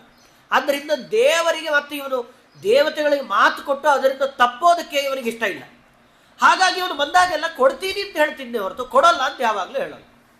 ಕೊಡಲ್ಲ ಅಂತ ಹೇಳಲ್ಲ, ಆದರೆ ಮತ್ತೆ ಮತ್ತೆ ಕೊಡ್ತೀನಿ, ಆಮೇಲೆ ಕೊಡ್ತೀನಿ ಅಂತ. ಈ ಹರಕೆಗೆ 12 ವರ್ಷ ಅಂತ ನಮ್ಮಲ್ಲಿ ಒಂದು ಮಾತಿದೆ. ಮಗು ಹುಟ್ಟೋಕೆ ಮುಂಚೆ ಚೆನ್ನಾಗಿ ಹರಕೆ ಕಟ್ಕೊಂಡ್ಬಿಡ್ತಾರೆ. ಕಿರೀಟ ಮಾಡಿಸ್ತೀನಿ, ಅದು ಮಾಡ್ತೀನಿ, ಪ್ರದಕ್ಷಿಣೆ ಹಾಕ್ತೀನಿ. ಆ ಹುಟ್ಟಿದ ತಕ್ಷಣ ಮರ್ತೇ ಹೋಗ್ತಾರೆ. ಹುಟ್ಟೋದು ಬೇಡ, ಅವ್ರು ಕನ್ಫರ್ಮ್ ಆಗಿದೆ ಅಂದರೆ ಸಾಕು, ಎಲ್ಲ ಮರ್ತು ಹೋಗ್ತಾರೆ. ಯಾವ ಹರಕೆಯನ್ನು ನೆನಪಿರೋಲ್ಲ. ಡೆಲಿವರಿ ಆಗಿ ಅದರದ್ದೇ ಆಲೋಚನೆಯಲ್ಲಿ ಎಲ್ಲ ಕಾಲ ಕಳೆದು ಹೋಗುತ್ತೆ. ಉಪನಯನ ಆಗಿ ಎಲ್ಲ ಆಗಿ ಮತ್ತೆ ಅವನಿಗೆ ಮದುವೆ ಸಮಯ ಬಂದಾಗ ಅವ್ನಿಗೆ ಏನು ಮಾಡಿದ್ರು ಹೆಣ್ಣು ಸಿಗ್ತಾ ಇಲ್ಲ. ಯಾಕೆ ಸಿಗ್ತಾ ಇಲ್ಲ ಅಂತ ಆವಾಗ ಜ್ಯೋತಿಷ್ಯರ ಹತ್ರ ಓಡಾಡಿದಾಗ ಆವಾಗ ಹೇಳ್ತಾರೆ ಅವನಿಗೆ ಅವಾಗ 30 ವರ್ಷ ಆಗಿರುತ್ತೆ. ಆವಾಗ ಹೇಳ್ತಾರೆ, ಇವನು ಹುಟ್ಟಿದಾಗ ಏನಾದರೂ ಹರಕೆ ಕಟ್ಕೊಂಡಿದ್ರಾ? ಆವಾಗ ಅವರು ಏನು ಹರಕೆ, ಯಾರಿಗೆ 30 ವರ್ಷ ಹಿಂದಿನ ದಿವಸ 1 ಗಂಟೆ ಹಿಂದೆ ನಡೆದರೆ ನಮಗೆ ನೆನಪಾಗಲ್ಲ. ಇಲ್ಲಿ ಊಟ ಮಾಡಿ ಕೈ ತೊಳೆದಾಗ ಏನು ಸ್ವೀಟ್ ಹಾಕಿದ್ರು ಅಂದರೆ, ಹಾಕಿದ್ರು ನಾನು ಮರ್ತೇ ಹೋಯ್ತು ನೋಡಿ, ಮೊಬೈಲ್ ನೋಡ್ತಾ ಊಟ ಮಾಡಿಬಿಟ್ಟೆ, ಏನು ತಿನ್ನೋ ಗೊತ್ತಿಲ್ಲ ಅಂತೀವಿ ನಾವು. ಹಾಗಿದ್ದಾಗ 30 ವರ್ಷ ಆದಮೇಲೆ ಅದರಿಂದ ಏನು ಹರಕೆ ಹೊತ್ಕೊಂಡಿದ್ದೀವಿ ಅಂತ ಯಾರಿಗೆ ಗೊತ್ತು? ಹಾಗೆ ಇವನು ಹರಕೆ ಬಲಿ ಕೊಡ್ತೇನೆ, ಮಗನನ್ನೇ ಬಲಿ ಕೊಡ್ತೇನೆ ಅಂತ ಹೇಳಿದಾನೆ, ಆದರೆ ಕೊಡ್ಲಿಕ್ಕೆ ಮನಸ್ಸಿಲ್ಲ, ಅಭಿಮಾನ. ಕೊನೆಗೆ ದೊಡ್ಡವನಾದ ಮೇಲೆ ರೋಹಿತ ಅಂತ ಅವನಿಗೆ ಹೆಸರಿಟ್ಟಿದ್ದ. ಅವನಿಗೆ ಗೊತ್ತಾಯ್ತಂತೆ, ಓಹೋ ನಮ್ಮ ಅಪ್ಪ ನನ್ನನ್ನು ಬಲಿ ಕೊಡ್ತಾನೆ ಅಂತ ಹೇಳಿ ಅವನು ಕಾಡಿಗೆ ಓಡೋಗ್ಬಿಟ್ಟ. ಕಾಡಿಗೆ ಓಡೋಗಿ ಅಲ್ಲೇ ತಪ್ಪಿಸ್ಕೊಂಡು ಮನೆಗೆ ಬರದೆ ಅವನ ಪಾಡಿಗೆ ಅವನು ಓಡಾಡ್ತಾ ಇದ್ದ. ಅವನು ಯಾವಾಗ ಮನೆಯಿಂದ ತಪ್ಪಿಸ್ಕೊಂಡು ಹೊರಟೋದ, ವರುಣ ಏನು ಮಾಡ್ತಾನೆ, ಕೇಳ್ತಾನೆ ಮತ್ತೆ ಬಂದು, ಎಲ್ಲೋ ಮಗ ಬಲಿ ಕೊಡು ಅಂದರೆ, ಮಗ ಎಲ್ಲಿದ್ದಾನೆ, ಕಾಡಿಗೆ ಓಡೋಗ್ಬಿಟ್ಟಿದ್ದಾನೆ, ಗೊತ್ತೂ ಇಲ್ಲ. ಇಲ್ಲ, ಮಗ ಮನೆ ಬಿಟ್ಟು ಓಡೋಗಿದ್ದಾನೆ ಅಂತ ಹೇಳಿದ್ದಕ್ಕೆ ಅದಕ್ಕೆ ಶಾಪ ಕೊಡ್ತಾನೆ ಅವನಿಗೆ. ನಿನಗೆ ಮಹೋದರ ಅಂತ ಒಂದು ರೋಗ ಬರಲಿ, ಹೊಟ್ಟೆಯಲ್ಲಿ ನೀರು ತುಂಬಿಕೊಂಡ್ಬಿಟ್ಟಿರ್ಬೇಕು, ಅಂಥದ್ದೊಂದು ರೋಗ ವರುಣ ಅಂತಹ ರೋಗವನ್ನು ಕೊಡ್ತಾನೆ. ಓಡಾಡ್ತಾ ಓಡಾಡ್ತಾ ಅವನಿಗೆ ಅನ್ಸತ್ತೆ, ಅಯ್ಯೋ ನಮ್ಮ ಅಪ್ಪನಿಗೆ ನಾನು ಮೋಸ ಮಾಡ್ತಾ ಇದ್ದೇನೆ ಅಂತ ರೋಹಿತನಿಗೆ ಅನ್ಸತ್ತೆ. ವಾಪಸ್ ಮನೆಗೆ ಹೋಗೋಣ ಅಂತ ಅಂದ್ಕೊಂಡಾಗೆಲ್ಲ ಇಂದ್ರ ಏನು ಮಾಡ್ತಾನೆ, ಒಬ್ಬ ವೃದ್ಧ ಬ್ರಾಹ್ಮಣನ ವೇಷ ಹಾಕ್ಕೊಂಡು ಆ ಹುಡುಗನ ಹತ್ರ ಬಂದು, ಯಾಕಪ್ಪ ಕಾಡಲ್ಲಿ ಓಡಾಡ್ಕೊಂಡಿದ್ಯಾ, ಮತ್ತೆ ಮನೆಗೆ ಹೋಗ್ಬೇಕು ಅಂತ ಅನ್ನಿಸ್ತಾ ಇದೆಯಾ? ಮನೆಗೆಲ್ಲ ಹೋಗಬೇಡ, ಒಂದು ಕೆಲಸ ಮಾಡು, ಭೂಮೇ ಪರ್ಯಟನಂ ಪುಣ್ಯಂ ತೀರ್ಥಕ್ಷೇತ್ರ ನಿಷೇವಣೈಹಿ ರೋಹಿತಾಯ ದಿಶಶ್ಚಕ್ರು ಸೋಪ್ಯರಣ್ಯೇ ಅಚರತ್ ಸಮಾಹ. ಅವನು ಬಂದು ಹೇಳ್ತಾನೆ, ಉಪದೇಶ ಮಾಡ್ತಾನೆ, ಕಾಡಲ್ಲಿ ಓಡಾಡ್ಕೊಂಡಿದ್ರೆ ಏನು ಚೆನ್ನಾಗಿರುತ್ತೆ, ತೀರ್ಥಕ್ಷೇತ್ರಗಳಿಗೆ ಹೋಗು, ಬೇಕಾದಷ್ಟು ತೀರ್ಥಕ್ಷೇತ್ರಗಳು ಭಾರತದಲ್ಲಿದೆ, ಅದನ್ನೆಲ್ಲ ದರ್ಶನ ಮಾಡ್ಕೊಂಡು ಬಾ ಅಂತ. ಅವನು ಆರಾಮಾಗಿ ಮತ್ತೆ ಎಲ್ಲ ಕಡೆ ಹೋಗಿ ದರ್ಶನ ಮಾಡಿಕೊಂಡು ಮತ್ತೆ ಕಾಡಿಗೆ ಬಂದರೆ ಮತ್ತೆ ಇಂದ್ರ ಬರ್ತಾನೆ, ಮತ್ತೆ ಉಪದೇಶ ಮಾಡ್ತಾನೆ, ಮತ್ತೆ ಹೋಗೋ, ಏನು ಒಂದೇ ವರ್ಷ ಹೋಗಬೇಕು ಅಂತಿಲ್ಲ, ಪ್ರತಿ ವರ್ಷ ಬದರಿ ಯಾತ್ರೆ ಮಾಡು. ಈ ಕೆಲವರು ಗಯಾ ಶ್ರಾದ್ದವನ್ನು ಒಂದೇ ಸತಿ ಮಾಡಿಬಿಟ್ರೆ ಸಾಕು ಅಂತ ಅವರಿಗೊಂದು ಭ್ರಾಂತಿ ಇದೆ. ನಮ್ಮಲ್ಲಿ ಕೆಲವರಿಗೆ ಆ ರೀತಿಯಲ್ಲಿ ಒಂದು ಭ್ರಾಂತಿ ಏನಂದರೆ, ಒಂದು ಸತಿ ಗಯಾಗೆ ಹೋಗಿ ವಿಷ್ಣುಪಾದದ ಮೇಲೆ ಪಿಂಡ ಪ್ರದಾನ ಮಾಡಿ ಬಂದ್ಬಿಟ್ರೆ ಸಾಕು, ಮತ್ತೆ ಶ್ರಾದ್ದ ಮಾಡೋ ಅವಶ್ಯಕತೆ ಇಲ್ಲ ಅಂತ ಒಂದು ವಿಚಿತ್ರವಾದ ಸಂಪ್ರದಾಯ ಅವರು ತಲೆಯಲ್ಲಿ ಅವರೇ ಇಟ್ಕೊಂಡ್ಬಿಟ್ಟಿದ್ದಾರೆ, ಯಾವ ಶಾಸ್ತ್ರದಲ್ಲೂ ಹೇಳಿಲ್ಲ, ಅವರೇ ಇಟ್ಕೊಂಡ್ಬಿಟ್ಟಿದ್ದಾರೆ. ಪ್ರತಿ ಸಾಂವತ್ಸರಿಕ ಶ್ರಾದ್ದ ಮಾಡೋ ಅವಶ್ಯಕತೆ ಇಲ್ಲ, ಒಂದು ಸತಿ ಹೋಗಿ ಗಯಾದಲ್ಲಿ ಪಿಂಡ ಪ್ರದಾನ ಮಾಡಿ ಬಂದರೆ ಸಾಕು. ಆ ಥರ ತಿಳ್ಕೊಂಡವರಿಗೆ ಶಾಸ್ತ್ರ ಒಂದು ಮಾತು ಹೇಳುತ್ತೆ, ಅಕಸ್ಮಾತ್ ನಿಮ್ಮದು ಆ ರೀತಿಯಲ್ಲಿ ಶಾಸ್ತ್ರ ಇದೆ ಅಂತಾದರೆ ನೀವು ಯಾವತ್ತು ಹೋಗಿ ಗಯಾದಲ್ಲಿ ಪಿಂಡ ಪ್ರದಾನ ಮಾಡಿ ಬರ್ತೀರೋ ಅವತ್ತೇ ನೀವು ಊಟ ನಿಲ್ಲಿಸ್ಬಿಡ್ಬೇಕು, ಮುಂದಿನ ವರ್ಷದಿಂದ ಊಟ ಮಾಡೋ ಹಾಗಿಲ್ಲ. ಯಾಕೆಂದರೆ ಅದೇ ಲಾಸ್ಟ್ ಪಿಂಡ ಪ್ರದಾನ ಅಂದರೆ ಅವತ್ತೇ ನಿಮ್ಮದು ಲಾಸ್ಟ್ ಊಟ ಅಂತ ಅದೇ ಶಾಸ್ತ್ರದಲ್ಲಿ ಮುಂದಿನ ಸಾಲಲ್ಲಿ ಬರೆದಿದ್ದಾರೆ. ಆವಾಗ ನಮಗನ್ಸುತ್ತೆ, ಹಾಗಾದರೆ ಇಂಥ ಶಾಸ್ತ್ರ ಇಲ್ಲ. ಪ್ರತಿ ವರ್ಷ ಹೇಗೆ ಪ್ರತಿ ದಿನ ಬಿಡದೆ 3 ಹೊತ್ತು ಊಟ ಮಾಡ್ತೇವೋ ಅದೇ ರೀತಿಯಲ್ಲಿ ಗಯಾಕ್ಕೆ ಹೋಗಿ ವಿಷ್ಣುಪಾದದ ಮೇಲೆ ಪಿಂಡ ಪ್ರದಾನ ಮಾಡಿ ಬಂದರೂ ಪ್ರತಿ ವರ್ಷ ನಮ್ಮ ಸಾಂವತ್ಸರಿಕ ಶ್ರಾದ್ದಾದಿಗಳೇನಿದೆ ಅದನ್ನು ಮಾಡಲೇಬೇಕು, ಅದನ್ನಂತೂ ತಪ್ಪಿಸೋ ಹಾಗಿಲ್ಲ. ಗಯಾದಲ್ಲಿ ಮಾಡಿಬಿಟ್ಟಿದ್ದೀನಿ ಸರ್. ಗಯಾದಲ್ಲಿ ಒಬ್ಬ ಮಗ ತಾನು ಹುಟ್ಟಿದ ಮೇಲೆ ತನ್ನ ಕರ್ತವ್ಯ ಒಂದು ಸತಿಯಾದರೂ ಗಯಾಕ್ಕೆ ಹೋಗಿ ಪಿಂಡ ಪ್ರದಾನ ಮಾಡಿ ಬಾ ಅಂತ ಅದರ ಉದ್ದೇಶವೇ ಹೊರತು ಒಂದೇ ಸತಿ ಹೋಗಿ ಬಂದರೆ ಸಾಕು ಅಂತ ಅದರ ಉದ್ದೇಶ ಅಲ್ಲ, ಅಥವಾ ಅಲ್ಲಿ ಮಾಡಿದ ಮೇಲೆ ಮತ್ತೆ ಮಾಡೋ ಅವಶ್ಯಕತೆ ಇಲ್ಲ ಅಂತಲ್ಲ. ಆ ರೀತಿಯಲ್ಲಿ ವರುಣ ಇಂದ್ರ ಈ ರೋಹಿತನಿಗೆ ಹೇಳ್ತಾನೆ, ಒಂದ್ಸತಿ ಎಲ್ಲ ಕಡೆ ಸಂಚಾರ ಮಾಡಿ ಬಂದರೆ ಸಾಕ, ಇನ್ನೂ ಹೋಗು ಹೋಗು ಅಂತ 5-6 ವರ್ಷ ಹೀಗೆ ತಳ್ಳಿಬಿಡ್ತಾನೆ. 6 ವರ್ಷ ಆದಮೇಲೆ ಅಷ್ಟೊತ್ತಿಗೆ ವಾಪಸ್ ಬರಲೇಬೇಕು, ಅಪ್ಪನ ಹತ್ರ ಹೋಗಬೇಕು ಅಂತ ಹೋಗಬೇಕಾದ್ರೆ ಆ ದಾರಿಯಲ್ಲಿ ಅಜೀಗರ್ತ ಅಂತ ಒಬ್ಬ ಮುನಿ ಅವನೇನು ಮಾಡ್ತಿರ್ತಾನೆ ಅಂದರೆ, ತಾನು ರಾಜಸೂಯ ಯಾಗದಲ್ಲಿ ನನ್ನನ್ನೇ ನಾನು ಅರ್ಪಣೆ ಮಾಡ್ಕೊಳ್ತೇನೆ ಅಂತ ಹೇಳಿಬಿಟ್ಟಿರ್ತಾನೆ. ಆದರೆ ಅವನು ಅರ್ಪಣೆ ಮಾಡಿಕೊಂಡ್ರೆ ಸಂಸಾರ ಇದೆ, ಅದನ್ನೆಲ್ಲ ನೋಡಬೇಕಾಗುತ್ತಲ್ಲ ಅಂತ ಅದಕ್ಕೆ ಅವನೇನು ಮಾಡ್ತಾನೆ, ಆತ್ಮಾವೈ ಪುತ್ರನಾಮಾಸಿ ಅಂತ, ನಾನು ಬೇರೆ ಅಲ್ಲ, ನನ್ನ ಮಗ ಬೇರೆ ಅಲ್ಲ, ಅವನೇ ನನ್ನದ್ದೇ ಮತ್ತೊಂದು ರೂಪದಿಂದ ಅವನೇ ಬಂದಿರ್ತಾನೆ, ಹಾಗಾಗಿ ಇವನನ್ನು ಆ ರಾಜಸೂಯ ಯಾಗದಲ್ಲಿ ಬಲಿ ಕೊಡೋದು ಅಂತ ಒಂದು ವ್ಯವಸ್ಥೆ ಮಾಡಿಕೊಂಡು ಅವನನ್ನು ಮಾರಾಟ ಮಾಡ್ತಾ ಇರ್ತಾನೆ ಆ ಮಗನನ್ನು. ಈ ರೋಹಿತ ಬರ್ತಾನೆ. ರೋಹಿತ ಬಂದು ನೋಡ್ತಾನೆ, ಓ ಯಾವುದೋ ಹುಡುಗನ ಮಾರಾಟ ಮಾಡ್ತಿದ್ದಾರೆ. ಅವನು ಹೇಳ್ತಾನೆ, ನಾನು ನಿಮಗೆ ಎಷ್ಟು ದುಡ್ಡು ಬೇಕೋ ಅಷ್ಟು ದುಡ್ಡು ಕೊಡ್ತೀನಿ, ಹೇಗಿದ್ದರೂ ಬಲಿ ಕೊಡ್ತೀರಲ್ಲ, ನಮ್ಮ ಅಪ್ಪನೂ ಬಲಿ ಕೊಡಬೇಕು ಅಂತ ಅಂದ್ಕೊಂಡಿದ್ದಾನೆ, ಇವನು ಕಳಿಸ್ಕೊಟ್ಬಿಡಿ ನನ್ನ ಜೊತೆಗೆ, ನಾವೇ ಹೋಗಿ ಬಲಿ ಕೊಡ್ತೀವಿ ಅಂತ ಮಾರಾಟ ಮಾಡಿ ಅವನನ್ನು ಕರ್ಕೊಂಡು ಬಂದು ಬಲಿ ಕೊಡಬೇಕು ಅಂತ ತಯಾರು ಮಾಡ್ತಾರೆ. ವರುಣನಿಗೆ ಹರಿಶ್ಚಂದ್ರ ಹೇಳ್ತಾರೆ, ನೋಡು ನನ್ನ ಮಗನನ್ನು ಬಲಿ ಕೊಡ್ತಾ ಇಲ್ಲ, ಸ್ವಲ್ಪ ಎಕ್ಸ್ಚೇಂಜ್ ಮಾಡ್ಕೊಂಡಿದ್ದೀನಿ, ಅವ್ರ ಮಗನ ಬಲಿ ಕೊಟ್ಟು ಬಿಡ್ತೀನಿ ಅಂತ.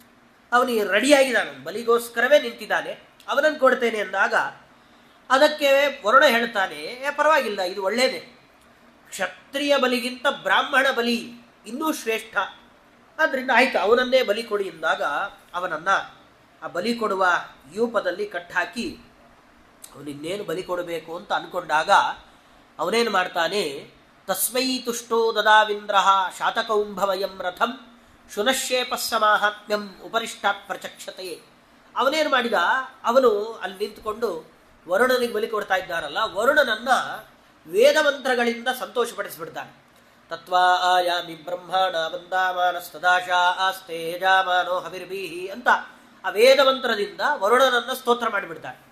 ಸ್ತೋತ್ರ ಮಾಡಿದಾಗ ಇವತ್ತಿಗೂ ಅದನ್ನು ತತ್ವಾಯಾಮಿ ಶುನಶ್ಯೇ ಪರುಷಿಹಿ ಅಂತಲೇ ಆ ಮಂತ್ರಕ್ಕೆ ಈ ಶುನಶ್ಯೇಪನೇ ಋಷಿ, ಅವನನ್ನು ಕರ್ಕೊಂಡು ಬಂದು ಬಲಿ ಕೊಡಬೇಕು ಅಂದಾಗ ಅವನೇನು ಮಾಡಿದ, ಅವನು ವರುಣನನ್ನು ಆ ಮಂತ್ರಗಳಿಂದ ಸ್ತೋತ್ರ ಮಾಡಿಬಿಟ್ಟ. ಸಂತೋಷ ಆಯಿತು ವರುಣನಿಗೆ, ಇವನು ಬಲಿ ಬೇಡ ಅಂತ ಆ ಬಲಿ ಕಾರ್ಯಕ್ರಮ, ಅದೇನು ಬಲಿಯನ್ನು ಕೊಡಬೇಕಾಗತ್ತೋ ಅದು ಪೂರ್ತಿಯಾಗಿ ಅಲ್ಲೇ ನಿಲ್ಲತ್ತೆ. ಆಮೇಲೆ ವಿಶ್ವಾಮಿತ್ರರು ಇಂದ್ರನಿಗೂ ತುಂಬ ಸಂತೋಷ ಆಗಿ ಇಂದ್ರ ಅವನಿಗೆ ಚಿನ್ನರ ರಥವನ್ನು ಆ ಶುನಶ್ಯೇಪನಿಗೆ ಕೊಡ್ತಾನೆ. ಅವನ ಚರಿತ್ರೆಯನ್ನು ಮುಂದೆ 14ನೇ ಅಧ್ಯಾಯದಲ್ಲಿ ಇನ್ನೂ ಮುಂದಿನ ಚರಿತ್ರೆಯನ್ನು ಹೇಳ್ತಾರೆ ಅಂತ ಇಷ್ಟನ್ನು ನಿರೂಪಣೆ ಮಾಡಿ, ಇವನ ಸತ್ಯ ಅಂತೂ ಸತ್ಯ ಹರಿಶ್ಚಂದ್ರ ಮಾತಿಗೆ ಏನು ಮಾಡಿದರೂ ತಪ್ಪಲಿಲ್ಲವಲ್ಲ ಅಂತ ಹೇಳಿ ವಿಶ್ವಾಮಿತ್ರರು ಅವನೊಂದು ರಾಜಸೂಯ ಯಾಗ ಮಾಡ್ತಾನೆ. ಆ ರಾಜಸೂಯ ಯಾಗ ಮಾಡಿ ದಕ್ಷಿಣೆ ವಿಶ್ವಾಮಿತ್ರರು ಬಂದು ಮೊದಲೇ ಕೇಳಿರ್ತಾರೆ, ನಾನೊಂದು ಯಾಗ ಮಾಡಬೇಕು, ಅದಕ್ಕೆ ದಕ್ಷಿಣೆ ಬೇಕು, ಕೊಡ್ತೇನೆ ಅಂತ. ರಾಜಸೂಯ ಯಾಗ ಮಾಡಿ ಸರ್ವಸ್ವವನ್ನೆಲ್ಲ ದಾನ ಮಾಡಿ ಎಲ್ಲ ಮುಗಿದೋಗಿ ಅವನದ್ದು ಅಂತ ಏನೂ ಇಲ್ಲ, ಎಲ್ಲ ವಿಶ್ವಾಮಿತ್ರರಿಗೆ ಕೃಷ್ಣಾರ್ಪಣ ಅಂತ ಕೊಟ್ಬಿಟ್ಟಿರ್ತಾರೆ ಅವರೇ ಯಾಗ ಮಾಡಿಸಿದ ಮೇಲೆ.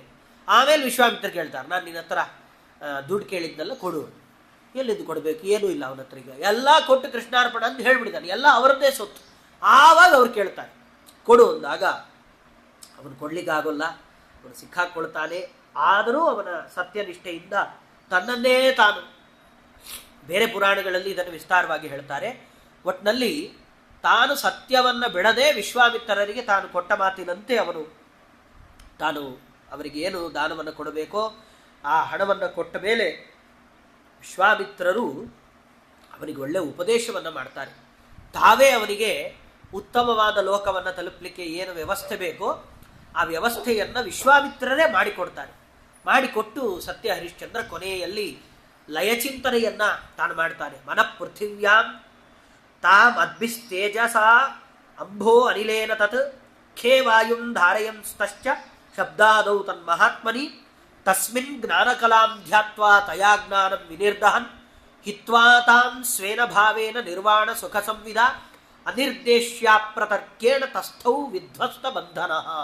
ಸತ್ಯ ಹರಿಶ್ಚಂದ್ರ ಕೊನೆಯಲ್ಲಿ ಲಯಚಿಂತನೆಯನ್ನ ಮಾಡ್ತಾ ಅನ್ನವನ್ನು ಪೃಥ್ವಿಯಲ್ಲಿ, ಪೃಥ್ವಿಯನ್ನು ಜಲದಲ್ಲಿ, ಜಲವನ್ನು ತೇಜಸ್ಸಿನಲ್ಲಿ, ತೇಜಸ್ಸನ್ನು ವಾಯುವಿನಲ್ಲಿ, ಹೀಗೆ ಒಬ್ಬೊಬ್ಬರನ್ನ ಕೊನೆಗೆ ಆ ಸರ್ವೋತ್ತಮನಾದ ಭಗವಂತನಲ್ಲಿ ತನ್ನ ಮನಸ್ಸನ್ನು ಇಟ್ಟು ತಾನು ಉತ್ತಮವಾದ ಲೋಕವನ್ನು ಪಡ್ಕೊಳ್ತಾನೆ. ವಿಶ್ವಾಮಿತ್ರರೇ ಅವನಿಗೆ ಉಪದೇಶ ಮಾಡಿ ಇಂಥದ್ದೊಂದು ಒಳ್ಳೆಯ ಲೋಕವನ್ನು ಕೊಡಿಸುವ ವ್ಯವಸ್ಥೆಯನ್ನು ಮಾಡ್ತಾರೆ ಅಂತ ಹೀಗೆ ಸತ್ಯ ಹರಿಶ್ಚಂದ್ರರ ಚರಿತ್ರೆಯನ್ನು ನಿರೂಪಣೆ ಮಾಡ್ತಾರೆ. ಆಮೇಲೆ ಅವನ ಮಗ ರೋಹಿತ, ಅವನ ಮಗ ಬಾಹುಕ ಅಂತ ಬರ್ತಾನೆ. ಬಾಹುಕ ಆ ಶತ್ರುಗಳೆಲ್ಲ ಪಾಪ ಆ ಬಾಹುಕನ ಮೇಲೆ ಆಕ್ರಮಣ ಮಾಡಿ ಅವನನ್ನು ಸೋಲಿಸ್ಬಿಡ್ತಾರೆ. ಅವನು ಕಾಡಿಗೆ ಹೋಗ್ತಾನೆ, ವಯಸ್ಸಾಗತ್ತೆ, ಸತ್ತು ಹೋಗ್ತಾನೆ ಬಾಹುಕ ಸತ್ತ ಮೇಲೆ ಅವರ ರಾಣಿ ಇರ್ತಾರೆ, ಅನೇಕ ಜನ ಪತ್ನಿಯರಿರ್ತಾರೆ. ಅವಳೇನು ಮಾಡ್ತಾಳೆ, ತಾನೂ ಸಾಯಬೇಕು ಅಂತ ಹೋಗ್ತಾಳೆ. ಹೋಗಬೇಕಾದ್ರೆ ಅವಳಿಗೆ ಗೊತ್ತಾಗುತ್ತೆ, ಔರ್ವ ಋಷಿಗಳು ಬಂದು ತಡಿತಾರೆ. ಆ ಬಾಹುಕನ ಪತ್ನಿಯನ್ನು ತಡೆದು, ನೋಡು ನೀನು ಸಹಗಮನ ಮಾಡಬೇಡ, ನಿನ್ನ ಗರ್ಭದಲ್ಲಿ ಮಗು ಬೆಳೀತಾ ಇದೆ ಅಂತ ಹೇಳಿದಾಗ ಆವಾಗ ಆ ರಾಜನಿಗೆ, ರಾಜಾನೋ ಬಹುವಲ್ಲವಾಹ ಅಂತ ರಾಜನಿಗೆ ಬೇಕಾದಷ್ಟು ಜನ ಹೆಂಡಂದಿರಿದ್ರು. ಅವರೆಲ್ಲ ಯೋಚನೆ ಮಾಡ್ತಾರೆ, ನಮಗ್ಯಾರಿಗೂ ಮಕ್ಕಳಾಗಿಲ್ಲ, ಇವಳೊಬ್ಬಳಿಗೆ ಮಕ್ಕಳಾಗ್ತಾ ಇದೆ ಅಂಥೇಳಿ ಅವಳಿಗೆ ವಿಷ ಹಾಕಿಬಿಡ್ತಾರೆ. ವಿಷ ಹಾಕಿದಾಗ ವಿಷ ಹಾಕಿರೋದು ಗೊತ್ತಾಗುತ್ತೆ ಅವಳಿಗೆ, ಹೊಟ್ಟೆಯಲ್ಲಿ ವಿಪರೀತ ಸಂಕಟ. ಔರ್ವ ಮುನಿಗಳನ್ನೇ ಕೇಳ್ತಾಳೆ, ಸ್ವಾಮಿ ಈ ಥರ ವಿಷ ಹಾಕಿಬಿಟ್ಟಿದ್ದಾರೆ, ನಾನು ಏನು ಮಾಡಬೇಕು ಅಂತ ಕೇಳಿದಾಗ ಔರ್ವರು ಆ ಮಗುವನ್ನು ಒಳಗಡೆ, ವಿಷದ ಜೊತೆಗೆ ಮಗು ಬೆಳಿಬೇಕು, ಆದರೆ ಮಗುವಿಗೆ ಏನೂ ಆಗಬಾರ್ದು, ಆ ರೀತಿಯಲ್ಲಿ ವ್ಯವಸ್ಥೆ ಮಾಡಿ ಅವರು ಆ ಮಗುವನ್ನು ಗರ್ಭದಿಂದ ಹೊರಗಡೆ ಕರ್ಕೊಂಡು ಬರ್ತಾರೆ. ಗರ್ಭದಿಂದ ಹೊರಗಡೆ ಬರುವಾಗ ಮಗುವು ಬರುತ್ತೆ, ಇವರು ಹಾಕಿದ ವಿಷವೂ ಆಚೆ ಕಡೆ ಬರುತ್ತೆ.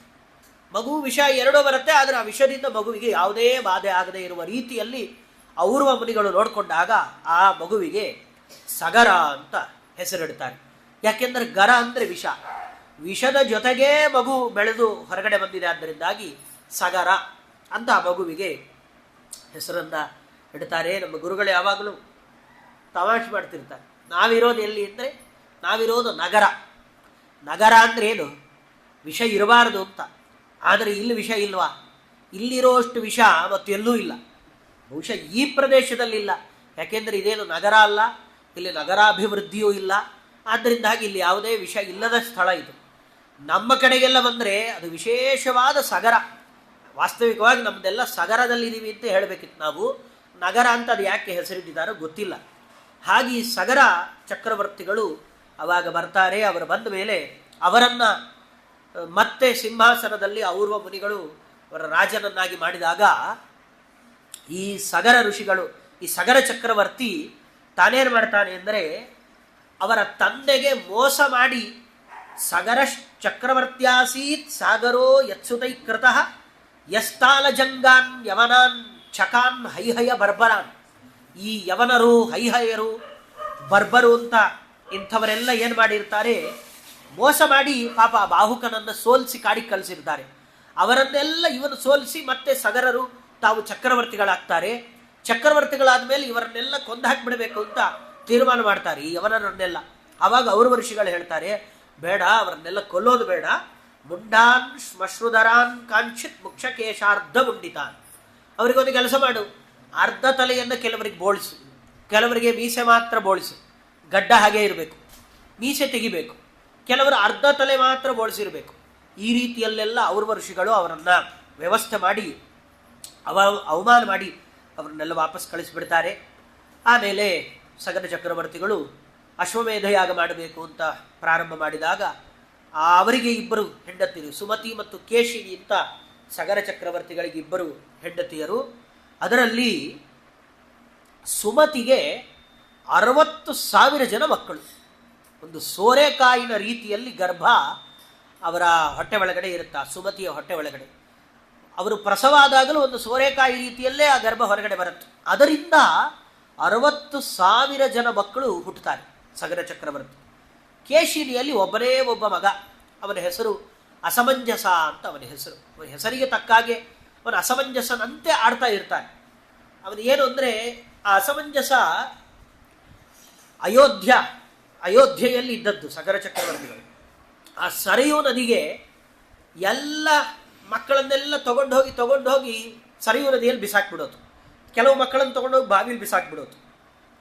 ಸಗರನಿಗೆ ಬಂದೆಲ್ಲ ಹೇಳ್ತಾರೆ, ನಿನ್ನ ಮಗ ಸರಿ ಇಲ್ಲ, ಅಸಮಂಜಸ, ಎಲ್ಲ ಮಕ್ಕಳನ್ನು ಕೊಂದು ಹಾಕಿಬಿಟ್ಟಿದ್ದಾನೆ, ಮಕ್ಕಳನ್ನು ಕೊಲ್ತಾ ಇದ್ದಾನೆ ಎಂದಾಗ ಸಗರ ಚಕ್ರವರ್ತಿಗಳು ತೀರ್ಮಾನ ಮಾಡ್ತಾರೆ, ಹಾಗಾದರೆ ಅವನನ್ನು ಊರು ಬಿಟ್ಟು ಆಚೆಗೆ ಹಾಕಬೇಕು ಅಂತ ಬಹಿಷ್ಕಾರ ಹಾಕ್ತಾರೆ. ಸಂತೋಷ ಆಗುತ್ತೆ ಅವನಿಗೆ, ಹಬ್ಬ ಅಂತೂ ನನಗೆ ಬಹಿಷ್ಕಾರ ಹಾಕಿದ್ರಲ್ಲ. ಯಾಕೆಂದರೆ ಅವನು ಬೇರೆಯವರಿಗೆಲ್ಲ ಅಸಮಂಜಸ, ಆದರೆ ನಿಜವಾಗಲೂ ಅವನು ಸಮಂಜಸ. ಯಾರಿಗೆ ಸಮಂಜಸ ಅಂದರೆ ಆ ಅಂದರೆ ನಾರಾಯಣಿಗೆ ವೇದವ್ಯಾಸ ದೇವರಿಗೆ ಕೆಲವು ಅಕ್ಷರಗಳಿಂದ ವೇದವ್ಯಾಸ ದೇವರನ್ನು ಹೇಳ್ತಾರೆ. ಅದರಲ್ಲಿ ಆ ಅನ್ನುವ ಅಕ್ಷರದಿಂದಲೂ ಪ್ರತಿಪಾದ್ಯರಾದವರು ವೇದವ್ಯಾಸ ದೇವರು, ಅಂದರೆ ಸರ್ವೋತ್ತಮನಾದ ಭಗವಂತ ಮಾತ್ರ ನನಗೆ ಸಮಂಜಸ. ನಾನು ಯಾರಿಗಾರು ಸರಿಯಾಗಿರ್ತೇನೆ ಅಂದರೂ ಭಗವಂತನಿಗೆ ಅಂತ ಬೇರೆಯವರ ಹತ್ತಿರ ಎಲ್ಲ ಈ ಅಸಮಂಜಸ ತಾನು ತಪ್ಪು ಅನ್ನೋ ರೀತಿಯಲ್ಲಿ ತೋರಿಸ್ಕೊಳ್ತಾ ಇರ್ತಾನೆ. ಅಪ್ಪ ಯಾವಾಗ ಕಾಡಿಗೆ ಹಾಕ್ತಾರೆ ಆವಾಗ ಇವನೇನು ಮಾಡ್ತಾನೆ, ವಾಪಸ್ ಹೋಗುವಾಗ ಎಲ್ಲ ಮಕ್ಕಳನ್ನು ಬದುಕಿಸಿ ತಂದು ಕೊಟ್ಟು ಆಮೇಲೆ ಇವನು ಕಾಡಿಗೆ ಹೋಗಿ ತಪಸ್ಸು ಮಾಡ್ತಾ ಕೂತ್ಕೊಳ್ತಾನೆ. ಅಂತೂ ನನಗೆ ಯಾವ ರಾಜ್ಯಭಾರ ಮತ್ತೊಂದು ಯಾವುದೋ ನನ್ನ ತಲೆಗೆ ಹಾಕಲಿಲ್ಲ ಅಂತ ಸಂತೋಷ ಪಡ್ತಾನೆ. ಆಮೇಲೆ ಅಶ್ವಮೇಧ ಯಾಗವನ್ನು ಪ್ರಾರಂಭ ಮಾಡಿದಾಗ ಇಂದ್ರ ಆ ಕುದುರೆಯನ್ನು ಅಪಹಾರ ಮಾಡಿ ತಗೊಂಡು ಹೋಗಿ ಕಪಿಲ ಮುನಿಯ ಆ ಭಗವಂತನ, ಕಪಿಲರೂಪಿ ಭಗವಂತನ ಹಿಂದೆಗಡೆ ಅದನ್ನು ಇಟ್ಟಿದ್ದಾಗ ಈ 60,000 ಜನ ಮಕ್ಕಳು ಸಮುದ್ರ ಇರುತ್ತವಾಗ ಇವರು ಭೂಮಿಯನ್ನು ತೋಡಿದಾಗ ಸಮುದ್ರ ಇನ್ನೂ ವಿಸ್ತಾರ ಆಗುತ್ತೆ. ಹಾಗಾಗಿ ಇವತ್ತು ಸಮುದ್ರಕ್ಕೆ ಸಾಗರ ಅಂತ ಕರಿತೇವೆ. ಯಾಕೆಂದರೆ ಸಗರನ ಮಕ್ಕಳು ಅದನ್ನು ವಿಸ್ತಾರ ಮಾಡಿದರು, ಆದ್ದರಿಂದಾಗಿ ಅದಕ್ಕೆ ಸಾಗರ ಅಂತ ಕರೀತಾರೆ. ಒಳಗಡೆ ಪಾತಾಳ ಲೋಕದ ಒಳಗಡೆ ಹೋಗಿ ಅಲ್ಲಿ ಅವರೇನು ಮಾಡ್ತಾರೆ, ಆ ಕಪಿಲ ಮುನಿಗಳನ್ನು ನೋಡಿ ವಿಚಾರ ಮಾಡೋಲ್ಲ, ಯಾರು ಕೂತಿದ್ದಾರೆ, ಏನು ಮಾಡ್ತಿದ್ದಾರೆ, ಏನು ವಿಚಾರ ಇಲ್ಲ, ಮಾತು ಬರುತ್ತೆ ಮಾತಾಡ್ಬಿಡೋದು ಅಂತ. ಹನ್ಯತಾಂ ಪಾಪೈ ಇತಿಷಷ್ಟಿ ಸಹಸ್ರಣ ಉದಾಯುಧ ಅಭಿಯಯು ಉನ್ಮಿಮೇಷ ತದಾ ಮುನಿ. ಕೊಂದಾಕ್ರಿ ಇವನನ್ನು ಅಂತಲೇ ಹೋಗ್ತಾರೆ. ಸಾಕ್ಷಾತ್ ಕಪಿಲನಾಮಕ ಭಗವಂತ ಅವನನ್ನು ಕೊಂದು ಬಿಡೋಣ ಬನ್ನಿ ಅಂತ ಎಲ್ಲ ಆಯುಧ ಹಿಡ್ಕೊಂಡು ಹೊರಟಾಗ ಅವರು ಕಪಿಲನಾಮಕ ಭಗವಂತ ತನ್ನ ಕಣ್ಣಿಗೆ ನೋಡ್ತಾನಷ್ಟೇ, 60,000 ಜನ ಎಲ್ಲ ಭಸ್ಮ ಆಗೋಗ್ತಾರೆ. ಸ್ವಶರೀರಾಗ್ನಿನ ತಾವನ್ ಮಹೇಂದ್ರ ಹೃತಚೇತಸಃ ಅಂತ ಅವರೆಲ್ಲ ಭಸ್ಮ ಆಗೋಗ್ತಾರೆ. ಭಸ್ಮ ಆಗೋದ್ರೆ ಈ ಕಡೆ ಇಲ್ಲಿ ಸಗರ ಕಾಯ್ತಾ ಇದ್ದಾರೆ, ಮಕ್ಕಳು ಬರ್ತಾರೆ, ಎಲ್ಲಿಂದ ಬರ್ತಾರೆ? ಯಾವ ಮಕ್ಕಳಿಲ್ಲ, ಏನಿಲ್ಲ, ಎಲ್ಲ ಸುಟ್ಟು ಬೂದಿ ಆಗೋಗಿದ್ದಾರೆ. ಅಲ್ಲೆಲ್ಲೋ ಪಾತಾಳ ಲೋಕಕ್ಕೆ ಹೋಗಿ ಅಲ್ಲೆಲ್ಲ ಬೂದಿ ಆದಾಗ ಮತ್ತೆ ಅಸಮಂಜಸ ತಾನೇ ಬರ್ತಾನೆ. ಅಸಮಂಜಸ ಅವನು ಬಂದು ಅವನ ಮಗ ಅಂಶುಮಾನ್ ಬಂದು ತಾನು ಆ ಲೋಕಕ್ಕೆ, ಪಾತಾಳ ಲೋಕಕ್ಕೆ ಹೋಗಿ ಅವನು ಅವರ ಚಿಕ್ಕಪ್ಪಂದರು ಮಾಡಿದ, ಅಂದರೆ ಅವರ ತಾತಂದರು ಯಾರ್ಯಾರಿದ್ದಾರೆ ಅವರು ಮಾಡಿದ ತಪ್ಪನ್ನ ಮಾಡೋಲ್ಲ.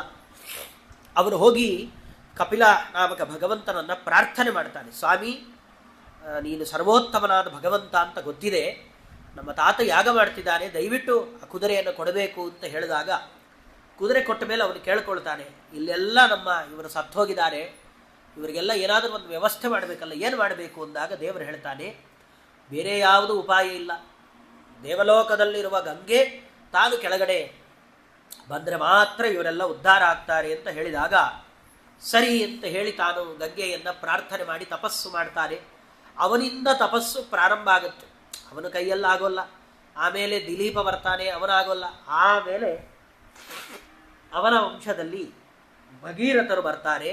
ಅವರು ಬಂದು ಅದ್ಭುತವಾದ ಭಗೀರಥ, ಇವತ್ತಿಗೂ ನಾವು ಹೇಳ್ತೇವಲ್ಲ ಭಗೀರಥ ಪ್ರಯತ್ನ ರೀ ನಿಮ್ಮದು ನಿಜವಾಗಲು ಅಂತ, ಹಾಗೆ ಎಡಬಿಡದೆ ಅವರು ಬಂದದ್ದೇ ಅದಕ್ಕೋಸ್ಕರ ಅನ್ನುವ ರೀತಿಯಲ್ಲಿ ಇವರನ್ನೆಲ್ಲ ಉದ್ಧಾರ ಮಾಡಲೇಬೇಕು ಅಂತ ಗಂಗಾದೇವಿಯನ್ನ ಪ್ರಾರ್ಥನೆ ಮಾಡಿದಾಗ ಗಂಗೆ ಪ್ರತ್ಯಕ್ಷ ಆಗಿ ಗಂಗಾದೇವಿ ಕೇಳ್ತಾಳೆ, ಕೋ ವಿದಾರಯಿತಾ ವೇಗಂ ಪತಂತ್ಯಾಮೇ ಮಹೀತಲೆ ಅನ್ಯಥಾ ಭೂತಲಂ ಭಿತ್ವಾನ್ ನೃಪಯಾಸ್ಯೇ ರಸಾತಲಂ.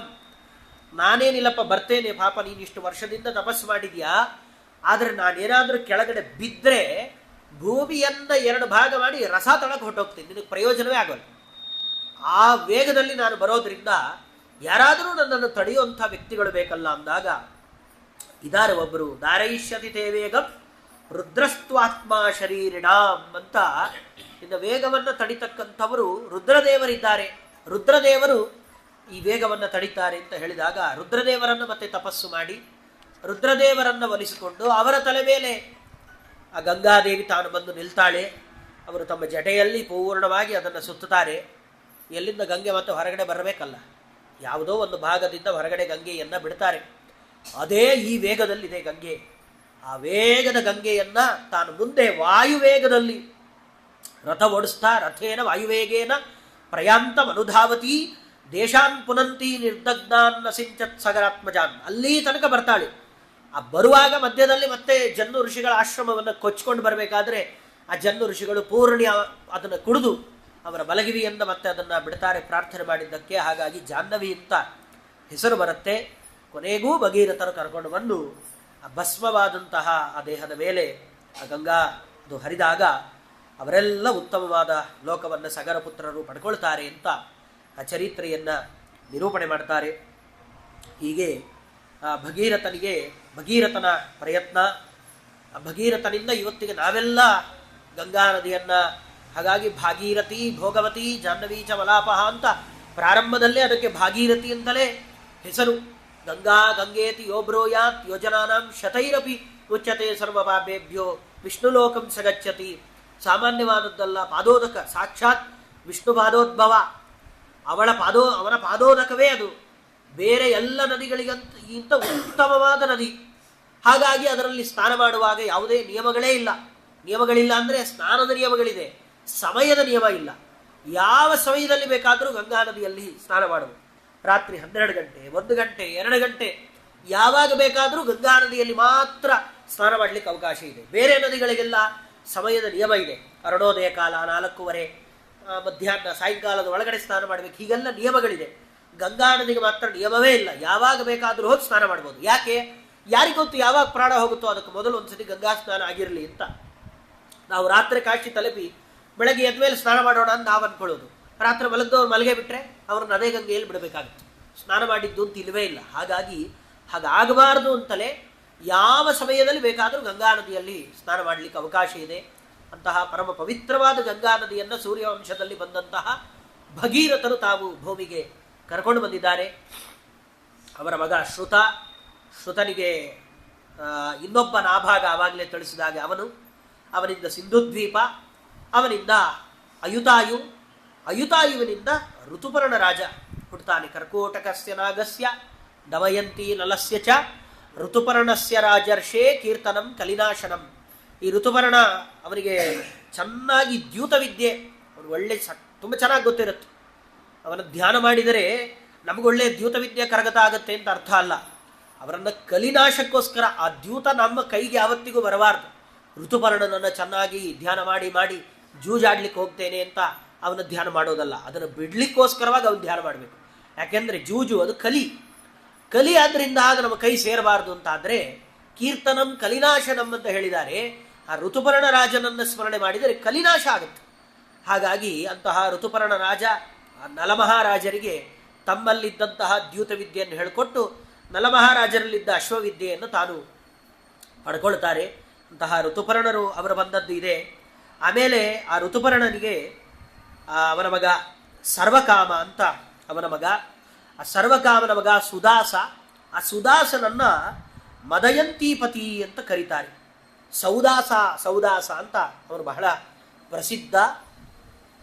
ಅವನನ್ನು ಕಲ್ಮಾಶಪಾದ ಅಂತಲೂ ಕರೀತಾರೆ. ಕಲ್ಮಾಶಪಾದ ಅಂತಲೂ ಆ ಸುದಾಸ ರಾಜನಿಗೆ ಹೆಸರಿದೆ.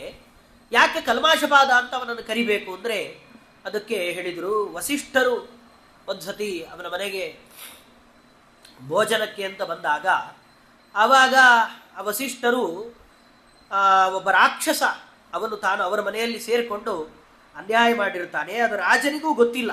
ಊಟಕ್ಕೆ ಹಾಕುವಾಗ ಅದರಲ್ಲಿ ವ್ಯತ್ಯಾಸ ಮಾಡಿರ್ತಾನೆ. ನರಮಾಂಸವನ್ನು ಬೇಯಿಸಿ ಊಟಕ್ಕೆ ಹಾಕಿಬಿಟ್ಟಿರ್ತಾನೆ. ವಸಿಷ್ಠರು ಕೂತ್ಕೊಂಡು ನೋಡ್ತಾರೆ, ಏನಿದೆ ಅಸಖ್ಯ ನರಮಾಂಸ ಹಾಕಿದೆಯಾ ಅಂತ ಹೇಳಿ, ನೀನು ನರಭಕ್ಷಕ ರಾಕ್ಷಸ ಆಗು ಅಂತ ಅವನಿಗೆ ಶಾಪ ಕೊಟ್ಟು ಬಿಡ್ತಾರೆ. ಅವನು ಎಂಥ ರಾಜ ಅಂದರೆ ಅವನಿಗೆ ಸಾಮರ್ಥ್ಯ ಇತ್ತು. ನನಗೆ ಗೊತ್ತಿಲ್ಲದೆ ಯಾರೋ ಮಾಡಿದ ತಪ್ಪಿಗೆ ನನಗೆ ಶಾಪ ಕೊಡ್ತೀರಲ್ಲ ಅಂತ ಕೈಗೆ ಅವನು ನೀರು ಹಾಕ್ಕೊಂಡು ವಸಿಷ್ಠರಿಗೆ ಶಾಪ ಕೊಡಬೇಕು ಅಂತ ಕೈಗೆ ನೀರು ಹಾಕ್ಕೊಂಡ್ಬಿಡ್ತಾನೆ. ಆವಾಗ ಅವನ ಹೆಂಡತಿ ಮದಯಂತಿ ಬಂದು ಹೇಳ್ತಾಳೆ, ಬೇಡ ಬೇಡ, ಅವರು ದೊಡ್ಡ ಋಷಿಗಳು ಬ್ರಾಹ್ಮಣರ ಮನೆಗೆ ಕರೆದಿದ್ದೇವೆ, ಅವ್ರಿಗೆ ಶಾಪ ಕೊಡಬಾರ್ದು ಅಂದಿದ್ದಕ್ಕೆ ಆ ನೀರನ್ನು ತನ್ನ ಕಾಲ ಮೇಲೆ ಸುರ್ಕೊಳ್ತಾನೆ. ಸುರ್ಕೊಂಡ್ರೆ ಆ ನೀರು ಕಾಲ ಮೇಲೆ ಬಿದ್ದು ಕಾಲೆಲ್ಲ ಕಪ್ಪಾಗುತ್ತೆ. ಅವಾಗಿನಿಂದ ಅವನ ಹೆಸರು ಕಲ್ಮಾಶಪಾದ ಅಂತ ಅವನಿಗೆ ಹೆಸರು ಬರುತ್ತೆ. ಮುಂದೆ ಅವನು ವಸಿಷ್ಠರ ಶಾಪದಿಂದ ತಾನು ಒಬ್ಬ ರಾಕ್ಷಸ ನರಭಕ್ಷಕ ರಾಕ್ಷಸನಾಗಿ ಹುಟ್ಟುವಂತಹ ಪರಿಸ್ಥಿತಿ ಬರುತ್ತೆ. ಇದೆಲ್ಲ ವಿಶ್ವಾಮಿತ್ರರು ಮಾಡಿದಂತಹ ಕೆಲಸ. ವಿಶ್ವಾಮಿತ್ರರು ವಸಿಷ್ಠರಲ್ಲಿ ಊಟಕ್ಕೆ ಹೋಗ್ತಾರೆ ಅಂತ ಗೊತ್ತಾಗಿ ಅವರೇ ಅಡುಗೆ ಅವರನ್ನು ಸೆಟ್ ಮಾಡಿ ಇಂಥವ್ರನ್ನ ಕಳಿಸ್ಕೊಟ್ಬಿಟ್ಟಿರ್ತಾರೆ. ಅವನು ನರಮಾಂಸ ಹಾಕಿಬಿಟ್ಟಿರ್ತಾನೆ. ವಸಿಷ್ಠರಿಗೂ ವಿಶ್ವಾಮಿತ್ರರಿಗೂ ನಡೆಯುತ್ತಿದೆಲ್ಲ. ಕೊನೆಗೆ ತಾನೂ ಕೂಡ ಉತ್ತಮವಾದ ಲೋಕವನ್ನು ಮುಂದೆ ಪಡ್ಕೊಳ್ತಾನೆ ಅಂತ ಅದನ್ನು ತಿಳಿಸ್ತಾರೆ. ಹೀಗೆ ಆ ಕಲ್ಮಾಶಪಾದ ರಾಜನ ಚರಿತ್ರೆ. ಆಮೇಲೆ ಅದೇ ವಂಶದಲ್ಲಿ ಕಟ್ವಾಂಗ ರಾಜ ಅವನು ಬಂದಿದ್ದಾನೆ. ಕಟ್ವಾಂಗ ರಾಜ ಬಹಳ ಪ್ರಸಿದ್ಧ. ದ್ವಿತೀಯ ಸ್ಕಂದ ಭಾಗವತದಲ್ಲೇ ಹೇಳ್ತಾರೆ, ತನ್ನ ಆಯುಷ್ಯ ಅದು ಕೇವಲ ಮುಹೂರ್ತ ಕಾಲ ಇದೆ ಅಂತ ಗೊತ್ತಾಗಿ ಆ ಒಂದೇ ಮುಹೂರ್ತದಲ್ಲಿ ಸರ್ವಸ್ವವನ್ನು ತ್ಯಾಗ ಮಾಡಿ ಅವನು ತನ್ನ ಮನಸ್ಸನ್ನು ಭಗವಂತನಲ್ಲೇ ಇಟ್ಟು ತಾನು ಉತ್ತಮವಾದ ಲೋಕವನ್ನು ಪಡ್ಕೊಂಡ ಅಂತ ಹೇಳುವ ಖಟ್ವಾಂಗ ರಾಜ ಅವನ ಚರಿತ್ರೆಯನ್ನು ನಿರೂಪಣೆ ಮಾಡ್ತಾರೆ. ಹೀಗೆ ಖಟ್ವಾಂಗ ರಾಜ, ಅವನಿಂದ ದೀರ್ಘಬಾಹು, ಅವನಿಂದ ರಘುವಿನ ಮಗ ಅಜನ ಮಗ ದಶರಥನ ಮಗನಾಗಿ ಸೂರ್ಯವಂಶ ಪ್ರದೀಪ ಅಂತ ಇಡೀ ಸೂರ್ಯವಂಶಕ್ಕೆ ಕೀರ್ತಿಪ್ರಾಯನಾಗಿ ರಾಮಚಂದ್ರ ದೇವರು ಅವರು ದಶರಥನ ಮಗನಾಗಿ ಸಾಕ್ಷಾತ್ ರಾಮಚಂದ್ರ ದೇವರು ತಾವು ಅವತಾರವನ್ನು ಮಾಡಿದ್ದಾರೆ. ದಶರಥನ ಮನೆಯಲ್ಲಿ 4 ರಾಮ ಲಕ್ಷ್ಮಣ ಭರತ ಶತ್ರುಘ್ನರು, ಭಗವಂತನ ವಿಶೇಷವಾದ ಒಂದೊಂದು ಅಂಶದ ಆವೇಶ. ಸ್ವಯಂ ವಾಸುದೇವ ರೂಪದಿಂದ ಶ್ರೀರಾಮಚಂದ್ರ ದೇವರು ತಾವೇ ಬಂದಿದ್ದಾರೆ. ವಾಸುದೇವ ರೂಪದಿಂದ ರಾಮಚಂದ್ರ ದೇವರು ಅವತಾರಿ ಮಾಡಿ ಬಂದಿದ್ದರಿಂದಲೇ ಅವರು ಕೊನೆಗೆ ಹೋಗಬೇಕಾದ್ರೆ ಸಮಾಯಾತ ಯೇ ಮೋಕ್ಷ ಪದೈಚ್ಛವ ಅಂತ, ಯಾರಿಗೆ ಮೋಕ್ಷಕ್ಕೆ ಬರಬೇಕು ಅಂತ ಆಸೆ ಇದೆ ಎಲ್ಲ ಇದು ಲಾಸ್ಟ್ ಅವಕಾಶ ಬಂದ್ಬಿಡಿ ಅಂತ ನಮ್ಮನ್ನೆಲ್ಲ ಸೇರಿಸಿ ಕರೆದಿದ್ರು.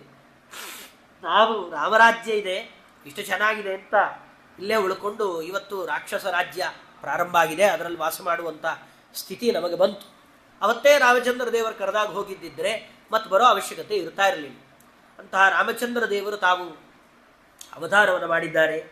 ಅವರ ಚರಿತ್ರೆ ರಾಮಾಯಣದಲ್ಲಿ ವಿಸ್ತಾರವಾಗಿದೆ. ಭಾಗವತದಲ್ಲಿ ಕೆಲವು ಭಾಗಗಳನ್ನು ಮಾತ್ರ ತಿಳಿಸ್ತಾ ಹೇಳ್ತಾರೆ. ಗುರುವರ್ಥೇ ತ್ಯಕ್ತ ರಾಜ್ಯೋ ವ್ಯಚರದನುವನಂ ಪದ್ಮಪದ್ಭ್ಯಾಂ ಪ್ರಿಯಾಯಾಃ ಪಾಣಿಸ್ಪರ್ಶಾಕ್ಷಮಾಭ್ಯಾಂ ವೃಜಿತಪತಿರುಜೋ ಯೋ ಹರೀಂದ್ರಾನುಜಾಭ್ಯಾಂ ವೈರೂಪ್ಯಾತ್ ಶೂರ್ಪಣಖ್ಯಾ ಪ್ರಿಯವಿರಹರುಷಾರೋಪಿತ ಭ್ರೂ ವಿಜೃಂಭ ಶುತ್ವಾವಿರ್ಬದ್ಧ ಸೇತು ಕಲದವದಹನಃ ಕೋಸಲೇಂದ್ರೋವತೀರ್ಣ. ರಾಮಚಂದ್ರ ದೇವರು ಎಂಥವರವರು? ಗುರುವರ್ಥೇ ತ್ಯಕ್ತ ರಾಜ್ಯ, ತಂದೆ ಮಾತು ಪರಿಪಾಲನೆಗೋಸ್ಕರವಾಗಿ ರಾಜ್ಯವನ್ನೇ ಬಿಟ್ಟರು. ಏನು ಅವಶ್ಯಕತೆ ಇತ್ತು ಅಂತ ನಾವಿವತ್ತು ಕೇಳ್ತೇವೆ. ಏನಕ್ಕೆ ಬಿಡಬೇಕಾಗಿತ್ತು? ಅವರ ಅಪ್ಪ ಮಾತು ಕೊಟ್ಟಿರೋದು ಕೈಕೇಯಿಗೆ. ಇವರು ನಾಳೆ ಬೆಳಗಾದ್ರೆ ರಾಜ ಆಗಬೇಕು. ಹಿಂದಿನ ದಿವಸ ಇವರು ಕಾಡಿಗೆ ಹೋಗುವಂತ ತಕ್ಷಣ ಇವ್ರು ಯಾಕೆ ಹೋಗಬೇಕಾಗಿತ್ತು ಅಂತ ನಾವು ಕೇಳ್ತೇವೆ. ಈಗಾಗಲೇ ಸೂರ್ಯವಂಶದಲ್ಲಿ ಬಂದ ಎಲ್ಲ ರಾಜರ ಚರಿತ್ರೆಯನ್ನು ಕೇಳಿ ಎಲ್ಲ ರಾಜರು ಮಾತಿಗೆ ತಪ್ಪದ ಹಾಗೆ ಯಾವ ರೀತಿಯಲ್ಲಿ ದೃಢವಾಗಿ ನಿಂತಿದ್ದಾರೆ ಅನ್ನೋದನ್ನು ತೋರಿಸಿಕೊಟ್ಟಿದ್ದಾರೆ. ಎಂತೆಂಥ ಪ್ರಯತ್ನಪಟ್ಟ ಭಗೀರಥ ರಾಜರು, ಅಂಶುಮಾನ್, ದಿಲೀಪ, ಸಗರ ಚಕ್ರವರ್ತಿಗಳು, ಮಾಂಧಾತ, ಹರಿಶ್ಚಂದ್ರ, ದೊಡ್ಡ ದೊಡ್ಡ ರಾಜರು ಬಂದಂತಹ ವಂಶದಲ್ಲಿ ದಶರಥ ತಾನು ಮಾತ್ರ ಹೆಂಡತಿಗೆ ಮಾತು ಕೊಟ್ಟು ತಪ್ಪಿದರೆ ಇವತ್ತಿನ ತನಕ ಆ ಕಳಂಕ ಹಾಗೇ ಉಳಿತಾ ಇತ್ತು. ಏನಂತ ಇದ್ವಿ ಇವತ್ತು ನಾವು? ದಶರಥ ಅಂತ ಒಬ್ಬ ರಾಜ ಇದ್ದ, ಪಾಪ ಸೂರ್ಯವಂಶದಲ್ಲಿ ಒಳ್ಳೊಳ್ಳೆ ರಾಜರು ಬಂದಿದ್ರು. ಈ ಮಧ್ಯದಲ್ಲಿ ದಶರಥ ನೋಡು, ಅವನ ಹೆಂಡತಿಗೆ ಮಾತು ಕೊಟ್ಟು ಅವನು ಮಾತಿಗೆ ತಪ್ಪಿಬಿಟ್ಟ. ರಾಮನನ್ನ ಪಟ್ಟಾಭಿಷೇಕ ಮಾಡಬೇಕು ಅನ್ನೋದಕ್ಕೋಸ್ಕರವಾಗಿ ಅವನ ಹೆಂಡತಿ ಮಾತು ಕೊಟ್ಟಿದ್ರು ತಪ್ಪಿಬಿಟ್ಟ ಅಂತ ಇವತ್ತು ಮಾತಾಡ್ತಾ ಇತ್ತು. ಇವಾಗ ಮಾತು ನಡ್ಕೊಂಡಿದ್ದಕ್ಕೆ ಏನಂತೀವಿ? ಯಾಕಪ್ಪ ನಡ್ಕೊಳ್ಬೇಕಾಗಿತ್ತು, ಅಂಥದ್ದೇನು ಅವಶ್ಯಕತೆ ಇತ್ತು ಅಂತ ಇವತ್ತಂದು. ಹಾಗಾಗಿ ನಮ್ಮನ್ನ ಏನು ಮಾಡಿದ್ರು ಮೆಚ್ಚಿಸ್ಲಿಕ್ಕೆ ಆಗೋಲ್ಲ. ನಾವು ಅಂಥವ್ರೆ. ನೀವು ಹೀಗೆ ಮಾಡಿದರೆ ಹಾಗೆ ಹೇಳ್ತೀವಿ, ಹಾಗೆ ಮಾಡಿದರೆ ಹೀಗೆ ಹೇಳ್ತೀವಿ. ಆದ್ದರಿಂದ ನಮ್ಮನ್ನ ಮೆಚ್ಚೋಗೋಸ್ಕರವಾಗಿ ಅವನ ಆ ಕೆಲಸ ಮಾಡಿದ್ದಲ್ಲ, ಅವನ ವಂಶವೇ ಅಂಥದ್ದು. ಉತ್ತಮವಾದ ಸೂರ್ಯವಂಶದಲ್ಲಿ ಬಂದದ್ದರಿಂದ ಅವನ ಹೆಂಡತಿಗೆ ಮಾತು ಕೊಟ್ಟಿದ್ದಾನೆ, ಅದನ್ನು ಅವನು ನಡೆಸಿದ್ದಾನೆ. ರಾಮಚಂದ್ರ ದೇವರು ಅವರ ತಂದೆಗೆ ಮಾತು ಕೊಟ್ಟರು. ಆಯ್ತು, ನಾನು ಹೋಗ್ತೇನೆ, 14 ವರ್ಷ ವನವಾಸ ಮಾಡಿಕೊಂಡು ನಾನು ಬರ್ತೇನೆ ಅಂತ ಅವರು ಮಾತು ಕೊಟ್ಟಿದ್ದಕ್ಕೆ ಯಾರು ಕರೆದರೂ ಬರಲಿಲ್ಲ. ಮಾತು ಕೊಟ್ಟ ದಶರಥ ಸತ್ತಾಗೋಗಿದೆ. ಕೈಕೇಯಿ ಇದ್ದಾಳೆ, ಕೊನೆ ಕೈಕೇಯಿನೇ ಬಂದು ಕರಿತಾಳೆ, ಬಂದ್ಬಿಡಪ್ಪ ವಾಪಸ್, ನಾನೇ ಹೇಳ್ತಾ ಇದ್ದೀನಿ, ಬಂದ್ಬಿಡು, ನಂದೇ ತಪ್ಪಾಗಿದೆ, ಅಪರಾಧ, ದಯವಿಟ್ಟು ಬಾ ಅಂದರೆ ರಾಮಚಂದ್ರ ದೇವರು ಏನು ಹೇಳ್ತಾರೆ? ವ್ಯಕ್ತಿ ಇದಾನೇ ಇಲ್ಲ ಅನ್ನೋದು ಮುಖ್ಯ ಅಲ್ಲ, ಮಾತು, ನಾವು ಕೊಟ್ಟ ಮಾತು ಮುಖ್ಯ. ಯಾರೋ ವ್ಯಕ್ತಿಗೆ ಮದುವೆ ಮಾಡಬೇಕು ಅವ್ರ ಮಗಳದ್ದು, ನಾನು 2 ಲಕ್ಷ ಕೊಡ್ತೇನೆ ಅಂತ ಮಾತು ಕೊಟ್ಟು ಅವನು ಸತ್ತು ಹೋಗ್ತಾನೆ. 1 ವರ್ಷದೊಳಗಡೆ ಆ ಮಗಳಿಗೆ ಮದುವೆ ಮಾಡಬೇಕು ಅಂತ ಅವಳು ಒದ್ದಾಡಬೇಕಾದ್ರೆ, ನಾನು ಮಾತು ಕೊಟ್ಟಿದ್ದೇನೆ, ನಾನು ಹೋಗಿ ಇವತ್ತು ಅದನ್ನು ತಲುಪಿಸಿ ಬರ್ತೇನೆ ಅನ್ನುವ ಧಾರಣೆ ನಮಗಿರಬೇಕೆ ಹೊರತು, ನಾನು ಅವನಿಗೆ ಹೇಳಿದ್ದೆ, ಅವನು ಸತ್ತೋಗಿದ್ದಾನೆ, ಇವಾಗೇನು ದುಡ್ಡು ತೊಗೊಂಡೋಗಿ ಕೊಡೋದು, ಯಾರು ತೀರಿಸ್ತಾರೆ ನಮಗೆ ಅಂತಂದರೆ ಅದು ಅಸತ್ಯ. ಅದನ್ನು ರಾಮಚಂದ್ರ ದೇವರು ತೋರಿಸಿಕೊಟ್ಟು ಮಾತು ಕೊಟ್ಟಿದ್ದೇನೆ. ಇವತ್ತಿಗೂ ಅದಕ್ಕೆ ರಾಮಚಂದ್ರ ದೇವರನ್ನು ನಾವು ಹೇಳುವಾಗ ಏನು ಹೇಳ್ತೇವೆ ರಾಮಚಂದ್ರ ದೇವರ ಬಗ್ಗೆ? ಅವರು ಎಲ್ಲ ಗುಣಗಳ ಗಡಿ. ಇವತ್ತು ಗುಣಗಳೆಲ್ಲ, ಸದ್ಗುಣಗಳೆಲ್ಲ ಸೇರ್ಕೊಂಡು ಹೇಗಿರುತ್ತೆ ಅಂತ ನೋಡಬೇಕು ಅಂತ ಯಾರಿಗಾದ್ರೂ ಆಸೆ ಇದ್ದರೆ, ಎಲ್ಲ ಸದ್ಗುಣಗಳನ್ನು ನೋಡಬೇಕು ಅಂದರೆ ರಾಮನ ವಿಗ್ರಹ ನೋಡಿ ಸಾಕು. ರಾಮೋ ವಿಗ್ರಹವಾನ್ ಧರ್ಮ ಅಂತ ವಾಲ್ಮೀಕಿಗಳು ಹೇಳುವ ಹಾಗೆ ಧರ್ಮದ ಮೂರ್ತಿ ಅದು ರಾಮಚಂದ್ರ ದೇವರು. ಯಾಕೆ? ಇದಕ್ಕೋಸ್ಕರ ತಂದೆಗೆ ಮಾತು ಕೊಟ್ಟಿದ್ದೇನೆ, ನಾನು ಬರೋಲ್ಲ ಅಂದ್ರೆ ಬರೋಲ್ಲ, 14 ವರ್ಷ ಮುಗಿಸ್ಕೊಂಡೇ ಬರೋದು. ಅದು ಎಲ್ಲದಕ್ಕಿಂತ ಮುಖ್ಯವಾಗಿ ಅವರು ಬಂದದ್ದೇ, ಅವರು ಈ ರಾವಣ ಕುಂಭಕರ್ಣರನ್ನು ಸಂಹಾರ ಮಾಡಬೇಕಾಗಿದೆ, ಅದು ಮುಖ್ಯ. ಹಾಗಾಗಿ ಅವನಿದ್ದಲ್ಲಿಗೆ ಹೋಗಿ ಅವರನ್ನು ಸಂಹಾರ ಮಾಡಲಿಕ್ಕೋಸ್ಕರವಾಗಿ ಹೊರಟಿದ್ದಾರೆ. ಹಾಗೆ ಹೊರಟಾಗ ಮಧ್ಯದಲ್ಲಿ ಅನೇಕ ಅವರಿಗೆ ತೊಂದರೆಗಳಂತೆ, ಅದು ಯಾವುದೂ ತೊಂದರೆಗಳಲ್ಲ, ಆದರೆ ಮನುಷ್ಯ ಏನೇ ಸಮಸ್ಯೆಗಳು ಬಂದಾಗಲೂ ಅದನ್ನು ಎದುರಿಸುವ ಶಕ್ತಿ ಅವನಲ್ಲಿ ಇರಬೇಕು ಅನ್ನೋದನ್ನು ರಾಮಚಂದ್ರ ದೇವರು ತೋರಿಸಿಕೊಡ್ತಾ, ತಾವು ಸಮುದ್ರ ರಾಜನ ಪರ್ಯಂತರವಾಗಿ ಸುಗ್ರೀವನ ಸಖ್ಯ, ಹನುಮಂತನ ದೇವರ ಜೊತೆಗೆ ಅವರು ಸ್ನೇಹ, ಉತ್ತಮರ ಜೊತೆಗೆ ಸ್ನೇಹ, ಸುಗ್ರೀವನ ಜೊತೆಗೆ ಸ್ನೇಹ ಮಾಡ್ತಾರೆ. ಆದರೆ ಮಾತು ನಡೀತಾ ಇದ್ದದ್ದು ಹನುಮಂತ ದೇವರದ್ದು. ಸುಗ್ರೀವ ರಾಜ, ಆದರೆ ವಿಭೀಷಣನನ್ನ ನಮ್ಮ ಪಕ್ಷಕ್ಕೆ ಸೇರಿಸ್ಕೊಳ್ಬೇಕಾ? ಯಾಕೆಂದರೆ ವಿಭೀಷಣ ತಾನೇ ಬಂದು ರಾಮಚಂದ್ರ ದೇವರ ಕಾಲಿಗೆ ಬಿದ್ದು ಕೇಳ್ತಾನೆ, ಸ್ವಾಮಿ ನಾನು ನಿಮ್ಮ ಪಕ್ಷಕ್ಕೆ ಬಂದ್ಬಿಡ್ತೇನೆ, ನಮ್ಮ ಅಣ್ಣ ಬೇಡ. ಅಲ್ಲಪ್ಪ, ಸ್ವರ್ಣಮಯವಾದ ಲಂಕಾ, ಪುಷ್ಪಕ ವಿಮಾನ, ಬೇಕಾದಷ್ಟು ಈ ಭೂಮಿಯಲ್ಲಿ ನೋಡಲಿಕ್ಕೆ ಸಾಧ್ಯ ಇಲ್ಲದೆ ಇರುವಂತಹ ಸ್ವರ್ಗದ ಪುಷ್ಪಗಳು, ಫಲಗಳು, ಏನು ವೈಭವ, ಅದನ್ನೆಲ್ಲ ಬಿಟ್ಟು ನಮ್ಮ ಥರ ಕಾಡಲ್ಲಿರೋರ ಜೊತೆಗೆ ಬಂದು ಸೇರ್ತೀಯ ಅಂದ್ರೆ ಯಾವುದು ಬೇಡ, ನೀನು ಪಾದ ಇದ್ದರೆ ಸಾಕು ಅಂತ ವಿಭೀಷಣರು ಹೇಳಿದಾಗ ಎಲ್ಲರೂ ವಿರೋಧ ಮಾಡ್ತಾರೆ. ಸುಗ್ರೀವನೂ ವಿರೋಧ ಮಾಡ್ತಾನೆ, ಬೇಡ ಬೇಡ ಬೇಡ, ಏನು ನಂಬಲಿಕ್ಕಾಗಲ್ಲ. ಹನುಮಂತ ದೇವರು ಹೇಳ್ತಾರೆ, ಇಲ್ಲ ತಗೊಳ್ಳಿ, ಅವರನ್ನೇ ತಗೊಳ್ಬೇಕು. ಯಾಕೆಂದರೆ ನಾವೆಲ್ಲ ಭಕ್ತರು ಹೌದೋ ಅಲ್ವೋ, ನಮ್ಮನ್ನು ತಗೊಳ್ಬೇಕೋ ಇಲ್ವೋ, ನಾವು ಒಳಗಡೆಯಿಂದ ಒಂದು ಹೊರಗಡೆಯಿಂದ ಒಂದು, ನಾವು ದೇವರ ಹತ್ರ ಬರ್ತೇವೆ, ನಮಸ್ಕಾರ ಹಾಕ್ತೇವೆ, ನಾವು ಹೇಳಿದ್ದೆಲ್ಲ ಯಾಕೆ ನಡೆಯಲ್ಲ ಅಂದರೆ ನಾವು ಮೇಲ್ಗಡೆ ಒಳಗಡೆ ಬಂತು. ಹನುಮಂತ ವಿಭೀಷಣನೊಂದು ಆ ರೀತಿಯಲ್ಲಿರಲಿಲ್ಲ. ಸ್ವಚ್ಛವಾದ ಮನಸ್ಸಾದ್ದರಿಂದ ಹೇಳ್ತಾರೆ, ಇಲ್ಲ ತಗೊಳ್ಳಿ, ಖಂಡಿತ ನಮ್ಮ ಪಕ್ಷಕ್ಕೆ ಅವನನ್ನು ತಗೊಳ್ಬೇಕು ಅಂತ ಹನುಮಂತ ದೇವರು ಹೇಳಿದ ಮೇಲೆ ರಾಮಚಂದ್ರ ದೇವರು ಅವನನ್ನು ಸೇರಿಸಿಕೊಳ್ತಾರೆ.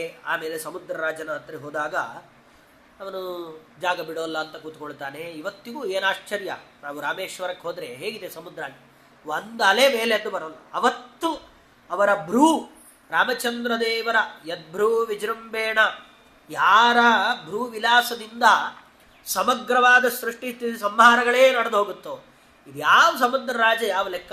ಅವರು ಒಂದು ಸತಿ ಕೋಪ ಬಂದವರಂತೆ ರಾಮಚಂದ್ರ ದೇವರು ನಟನೆ ಮಾಡಿಕೊಂಡಿದ್ದಕ್ಕೆ ಓಡ್ಕೊಂಡು ಬರ್ತಾನೆ ಹೊರಗಡೆಗೆ. ಸ್ವಾಮಿ ತಪ್ಪಾಯಿತು, ಒಳಗಡೆ ಎಲ್ಲ ರಾಕ್ಷಸರು ಸೇರ್ಕೊಂಡ್ಬಿಟ್ಟಿದ್ದಾರೆ, ಹಾಗಾಗಿ ಬರಲಿಕ್ಕೆ ಯೋಚನೆ ಮಾಡಿದೆ ಅಂತೆಲ್ಲ ಹೇಳಿದಾಗ ಅವರನ್ನೂ ರಾಮಚಂದ್ರ ದೇವರು ಸಂಹಾರ ಮಾಡಿ ಸಮುದ್ರ ರಾಜನಿಗೆ ಅನುಗ್ರಹವನ್ನು ಮಾಡಿ ಆಮೇಲೆ ತಾವು ಆ ಲಂಕಾ ಪ್ರವೇಶವನ್ನು ಮಾಡಿದ್ದಾರೆ. ಪ್ರವೇಶ ಮಾಡಿ ಲಂಕೆಗೆ ರಾಮಚಂದ್ರ ದೇವರು ಅಂದರೆ ಅದೊಂದು ಕಾಡ್ಗಿಚ್ಚಿದ್ದಾಗಿ, ಕಾಡ್ಗಿಚ್ಚಿನಂತೆ ದುಷ್ಟರು ಎಲ್ಲ ಒಳ್ಳೆ ಬಿದಿರಿನ ಮರ ಬೆಳೆದ ಹಾಗೆ ದೊಡ್ಡದಾಗಿ ಅಹಂಕಾರದಿಂದ ಬೆಳೆದು ನಿಂತಿದ್ದರು. ಅವರಿಗೆಲ್ಲ ಕಾಡ್ಗಿಚ್ಚಿನಂತೆ ರಾಮಚಂದ್ರ ದೇವರು ತಾವು ಪ್ರವೇಶವನ್ನು ಮಾಡಿದ್ದಾರೆ. ಮಾಡಿ ಎಲ್ಲ ರಾಕ್ಷಸರನ್ನು ತಾವು ಸಂಹಾರವನ್ನು ಮಾಡಿದ್ದಾರೆ. ಹಾಗೆ ಸಂಹಾರ ಮಾಡಿದ ಮೇಲೆ ಸೀತಾದೇವಿಯನ್ನು ಮತ್ತೆ ಕರ್ಕೊಂಡು ವಾಪಸ್ ಬರಬೇಕು.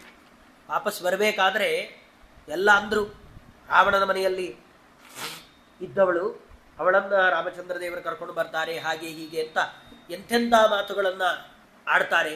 ಹಾಗ ಮಾಡಬಾರ್ದು ಅನ್ನೋದಕ್ಕೋಸ್ಕರವಾಗಿ ಸೀತಾದೇವಿಯನ್ನು ಅಗ್ನಿ ಪ್ರವೇಶ, ಅವಾಗ ಎಲ್ಲರೂ ಅಲ್ಲಿದ್ದರು, ಏನೋ ರೂಮಲ್ಲಿ ರಾಮ ಕರ್ಕೊಂಡು ಹೋಗಿ ಅಗ್ನಿ ಪ್ರವೇಶ ಎಲ್ಲ ಆಗಿದೆ ರೀ ಅಂತ ಕರ್ಕೊಂಡು ಬಂದಿದ್ದಲ್ಲ.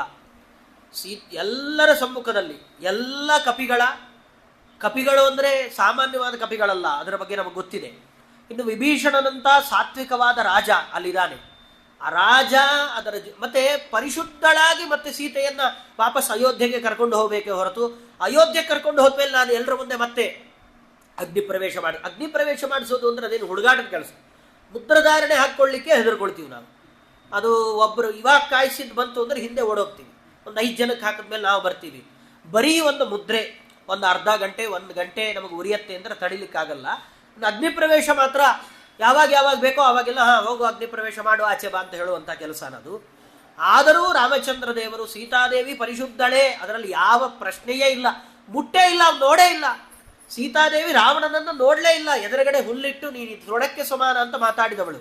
ಹಾಗಿದ್ದಾಗ ಅವಳ ಬಗ್ಗೆ ಆದರೆ ಸಮಾಜಕ್ಕೆ ನಾವು ಗೌರವ ಕೊಡಬೇಕು. ನಾನು ನಾಳೆ ರಾಜನಾಗಿರ್ಬೇಕಾದ್ರೆ ಸಮಾಜದಲ್ಲಿದ್ದವರು ಯಾರು, ಇವನೆಂಥ ರಾಜ, ಇವನ ಹೆಂಡತಿ ಮಾತ್ರ ಅಲ್ಲಿರ್ಬೋದು ಅಂತ ಇಂಥ ಹೊಲಸ್ಸು ಮಾತುಗಳನ್ನು ಆಡಬಾರ್ದು. ಅದು ನಮಗೆ ಮಾತ್ರ ಅಪಕೀರ್ತಿ ಅಲ್ಲ, ನಮ್ಮ ಇಡೀ ಸೂರ್ಯವಂಶಕ್ಕೆ ಅಪಕೀರ್ತಿ ಅಂತ ರಾಮಚಂದ್ರ ದೇವರು ಸಾಕ್ಷಾತ್ ಲಕ್ಷ್ಮೀದೇವಿಯನ್ನು ಅಗ್ನಿ ಪ್ರವೇಶ ಮಾಡಿಸಿ ಪರಿಶುದ್ಧಳಾಗಿ ಬಂದಂತಹ ಆ ಸೀತಾದೇವಿಯನ್ನು ಸ್ವೀಕಾರ ಮಾಡಿ ಅಯೋಧ್ಯೆಗೆ ಬಂದಿದ್ದಾರೆ.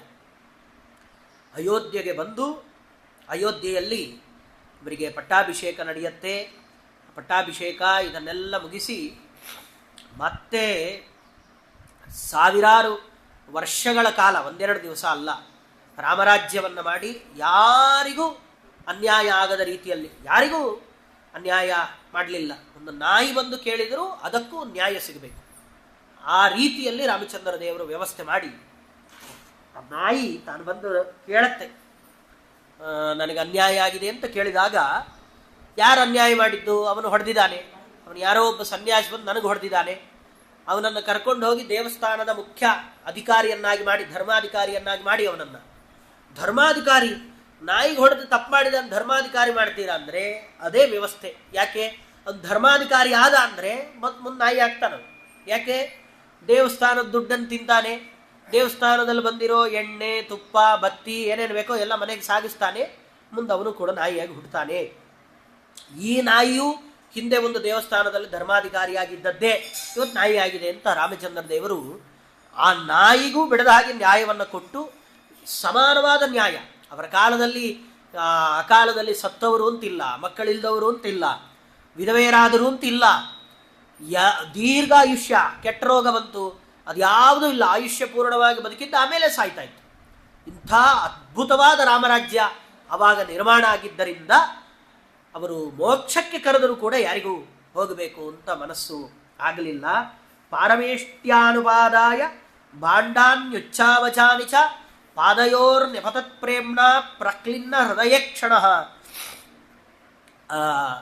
ರಾಮಚಂದ್ರ ದೇವರು ತಾವು ತಮ್ಮ ಅವತಾರವನ್ನು ಸಮಾಪ್ತಿ ಮಾಡಬೇಕು ಅಂತ ತೀರ್ಮಾನ ಮಾಡಿದ್ದಾರೆ. ದೇವತೆಗಳೆಲ್ಲ ಬಂದು ಪ್ರಾರ್ಥನೆಯನ್ನು ಮಾಡ್ತಾರೆ. ಸ್ವಾಮಿ ಸಾಕು, ಎಲ್ಲ ಆಗಿದೆ, ಇನ್ನು ಹೊರಡೋಣ ಅಂತ ಹೇಳಿದಾಗ ಆಗ ರಾಮಚಂದ್ರ ದೇವರು ತಾವು ಎಲ್ಲರನ್ನ ಕರೀತಾರೆ. ಬರೋವರೆಲ್ಲ ಬರಬಹುದು ಅಂತ ಕರೆದಾಗ ಯಾರೂ ಬರೋಲ್ಲ, ಎಲ್ಲ ಇಲ್ಲೇ ಚೆನ್ನಾಗಿದೆ ಅಂತ ಅಲ್ಲಲ್ಲೇ ಉಳ್ಕೊಂಡ್ಬಿಡ್ತಾರೆ.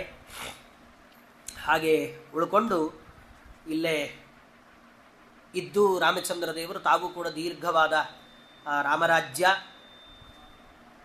ಆಮೇಲೆ ಬ್ರಹ್ಮಾದಿ ದೇವತೆಗಳ ಪ್ರಾರ್ಥನೆಯಂತೆ ಅವರು ವೈಕುಂಠಕ್ಕೆ ಹೊರಡ್ತಾರೆ. ಅವರ ವಂಶದಲ್ಲಿ ಲವಕುಶರು ಬಂದಿದ್ದಾರೆ. ಆ ಲವಕುಶರು ರಾಮಚಂದ್ರ ದೇವರ ಮಕ್ಕಳು. ಸೀತಾ ಪರಿತ್ಯಾಗವನ್ನು ಮಾಡಿದ್ದೂ ಕೂಡ ಸುರಾಣಕರನ್ನು ತಮಸ್ಸಿಗೆ ಕಳಿಸಬೇಕಾಗಿದೆ. ಅವರ ಪಾಪ ಮಾಡಿ ಅವರು ಒಳ್ಳೆಯ ಲೋಕಕ್ಕೆ ಹೋಗಬಾರ್ದು.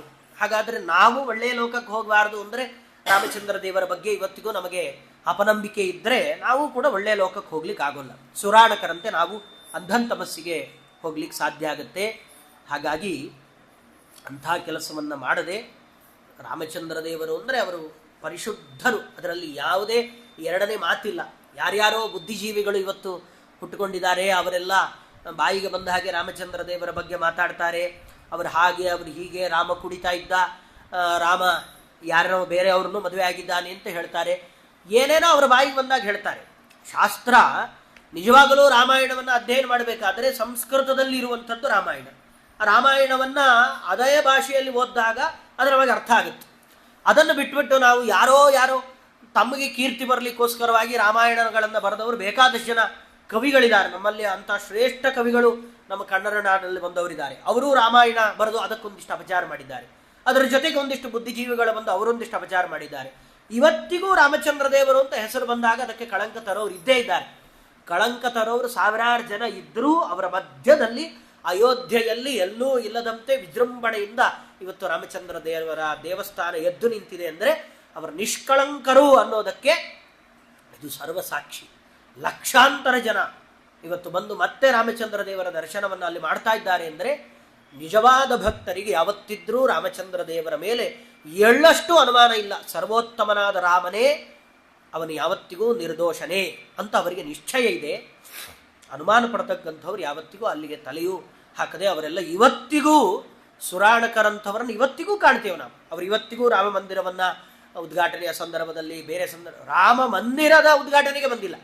ರಾಮದೇವರಿದ್ದ ಕಾಲದಿಂದಲೂ ಈ ಸುರಾಣಕರು ಈ ಮಂದಿರದ ಉದ್ಘಾಟನೆ ತನಕನೂ ಹೀಗೆ ಉಳ್ಕೊಂಡೇ ಬಂದಿದ್ದಾರೆ. ಆದರೆ ಅವರನ್ನೆಲ್ಲ ಮೀರಿಸುವ ಭಕ್ತರು ಕೂಡ ಇದ್ದಾರೆ ಅನ್ನೋದಕ್ಕೂ ಸಾಕ್ಷಿ ನಮಗೆ ಸಿಕ್ಕಿದೆ. ಅಂತಹ ರಾಮಚಂದ್ರ ದೇವರ ವಂಶದಲ್ಲಿ ಮುಂದೆ ಕುಶಲವರು ಇವರೆಲ್ಲ ಬಂದಿದ್ದಾರೆ. ಮುಂದೆ ಅವರ ವಂಶ ಮತ್ತು ಯದುಕುಲದ ವಂಶ, ಯದುಕುಲ ಉತ್ತಮನಾದ ಕೃಷ್ಣ ಈ ಕಡೆ ಸೂರ್ಯವಂಶದಲ್ಲಿ ರಾಮನಾಗಿ, ಚಂದ್ರವಂಶದಲ್ಲಿ ಶ್ರೀಕೃಷ್ಣನಾಗಿ ಭಗವಂತ ಮುಂದೆ ಅವತಾರ ಅವನ ವಂಶದ ಚರಿತ್ರೆಯನ್ನು ನಿರೂಪಣೆ ಮಾಡ್ತಾರೆ. ಇವತ್ತು ಅನಿವಾರ್ಯ ಕಾರಣದಿಂದ ಇವತ್ತು ಬೆಳಗ್ಗೆ ಮಾತ್ರ ಉಪನ್ಯಾಸವನ್ನು ಮಾಡಿ ಸಾಯಂಕಾಲ ಮತ್ತು ನಾಳೆ ಬೆಳಗ್ಗೆ ಉಪನ್ಯಾಸವನ್ನು ಶ್ರೀಹರಿ ಆಚಾರ್ಯರೇ ಮುಂದುವರಿಸಿ ನವಮಸ್ಕಂದವನ್ನು ಸಂಪೂರ್ಣ ಮಾಡ್ತಾರೆ. ಮುಂದೆ ದಶಮಸ್ಕಂದಕ್ಕೆ ಮುಂದೆ ಬೇರೆ ಆಚಾರ್ಯರು ನಾಳೆ ಸಾಯಂಕಾಲ ಬರೋರಿದ್ದಾರೆ. ದೊಡ್ಡ ಸನ್ನಿಧಾನ. ಬದರಿಯಲ್ಲಿ ನಾವು ಹೋಗಿ ಆರಾಮಾಗಿ ಈ ರೀತಿಯಲ್ಲಿ ಕೂತ್ಕೊಂಡು ಭಾಗವತವನ್ನು ಉಪನ್ಯಾಸ ಮಾಡ್ತೇವೆ ಅಂತ ಹೇಳಿದರೆ ಅದು ಕಷ್ಟ ಸಾಧ್ಯ. ಆಗೋದೇ ಇಲ್ಲ ಅಂತಲ್ಲ, ಅಂಥ ಮನಸ್ಸು ಮಾಡೋದು ಬಹಳ ಕಷ್ಟ. ಆದರೆ ಆತ್ಮೀಯರಾದ ಹರಿಯಾಚಾರ್ಯರು ನಮಗೆ ಬಹಳ ದೊಡ್ಡ ಅವಕಾಶವನ್ನು ಕಲ್ಪಿಸಿ ಅಧಿಕ ಮಾಸದಂತಹ ದೊಡ್ಡ ಸಂದರ್ಭದಲ್ಲಿ ಬದರಿಯಲ್ಲೇ ಅದು ಭಾಗವತದ ಮಹಾ ಉಪಾಸಕರಾದಂತಹ ಅವಧೂತ ಶಿರೋಮಣಿಗಳಾದಂತಹ ವಿಷ್ಣುತೀರ್ಥರ ಸನ್ನಿಧಾನದಲ್ಲಿ ಅವರ ಎದುರುಗಡೆ ಒಂದೆರಡು ತೊದಲು ನುಡಿಗಳನ್ನು ಆಡೋದಕ್ಕೆ ಅವಕಾಶವನ್ನು ಮಾಡಿಕೊಟ್ಟಿದ್ದಾರೆ. ಅವರಿಗೆ ಅನಂತ ಧನ್ಯವಾದಗಳನ್ನು ಸಮರ್ಪಿಸುತ್ತಾ ಇನ್ನನೇಕ ಜನಗಳು ಅವರಿಗೆ ಸಹಕಾರವನ್ನು ಕೊಟ್ಟು ಉತ್ತಮವಾದ ಕಾರ್ಯಕ್ಕೆ ಸಹಕಾರವನ್ನು ಕೊಟ್ಟ ಎಲ್ಲ ಭಕ್ತವೃಂದಕ್ಕೂ ಬಂದು ಕೇಳಿದಂತಹ ಎಲ್ಲ ಶ್ರೋತೃವರ್ಗಕ್ಕೂ ಕೂಡ ನನ್ನ ಧನ್ಯವಾದಗಳನ್ನು ಸಮರ್ಪಣೆ ಮಾಡ್ತಾ ವಿಷ್ಣುತೀರ್ಥ ಗುರುವಂತರ್ಗತ ಭಾರತೀಯ ರಮಣ ಮುಖ್ಯ ಪ್ರಾಣ ಅಂತರ್ಗತ ಬದರಿ ನಾರಾಯಣನಿಗೆ ನನ್ನೆರಡು ವಾಕ್ಕುಸುಮಗಳನ್ನು ಸಮರ್ಪಣೆ ಮಾಡ್ತೇನೆ. ಶ್ರೀಕೃಷ್ಣಾರ್ಪಣಮಸ್ತು. ತಪಸ್ವಿನೋ ದಾನಪರಾಯುಷಸ್ವಿನೋ ಮನಸ್ವಿನೋ ಮಂತ್ರವಿದಸ್ಸು ಮಂಗಲಾಃ ಕ್ಷೇಮಂ ನ ವಿಂದಂತಿ ವಿನಾಯ ದರ್ಪಣಂ ತಸ್ಮೈ ಸುಭದ್ರಶ್ರವಸೇ ನಮೋ ನಮಃ. ಕಾಯೇನ ವಾಚಾ ಮನಸೇಂದ್ರಿಯೈರ್ವಾ ಬುದ್ಧ್ಯಾತ್ಮನಾ ವಾ ಪ್ರಕೃತೆ ಸ್ವಭಾವ ಕರೋಮಿ ಯದ್ಯತ್ ಸಕಲಂ ಪರಸ್ಮೈ ನಾರಾಯಣಾಯೇತಿ ಸಮರ್ಪಯಾಮಿ. ಅಕ್ಷಯಂ ಕರ್ಮ ಯಸ್ಮಿನ್ ಪರೇಸ್ವರ್ಪಿತಂ ಅಕ್ಷಯಂ ಯಾಂತಿ ದುಃಖಾನಿ ಯನ್ನಾಮತಃ ಅಕ್ಷರೋ ಯೋಜನಶ್ರಮದೈವಾಮೃತಃ. ಕುಕ್ಷಿಗಂ ಯಸ್ಯ ವಿಶ್ವಂ ಸದಾ ಜಾತಿಕಂ ಪ್ರೀಣಯಾಮೋ ವಾಸುದೇವಂ ದೇವತಾ ಖಂಡಮಂಡಲಂ ಪ್ರೀಣಯಾಮೋ ವಾಸುದೇವಂ.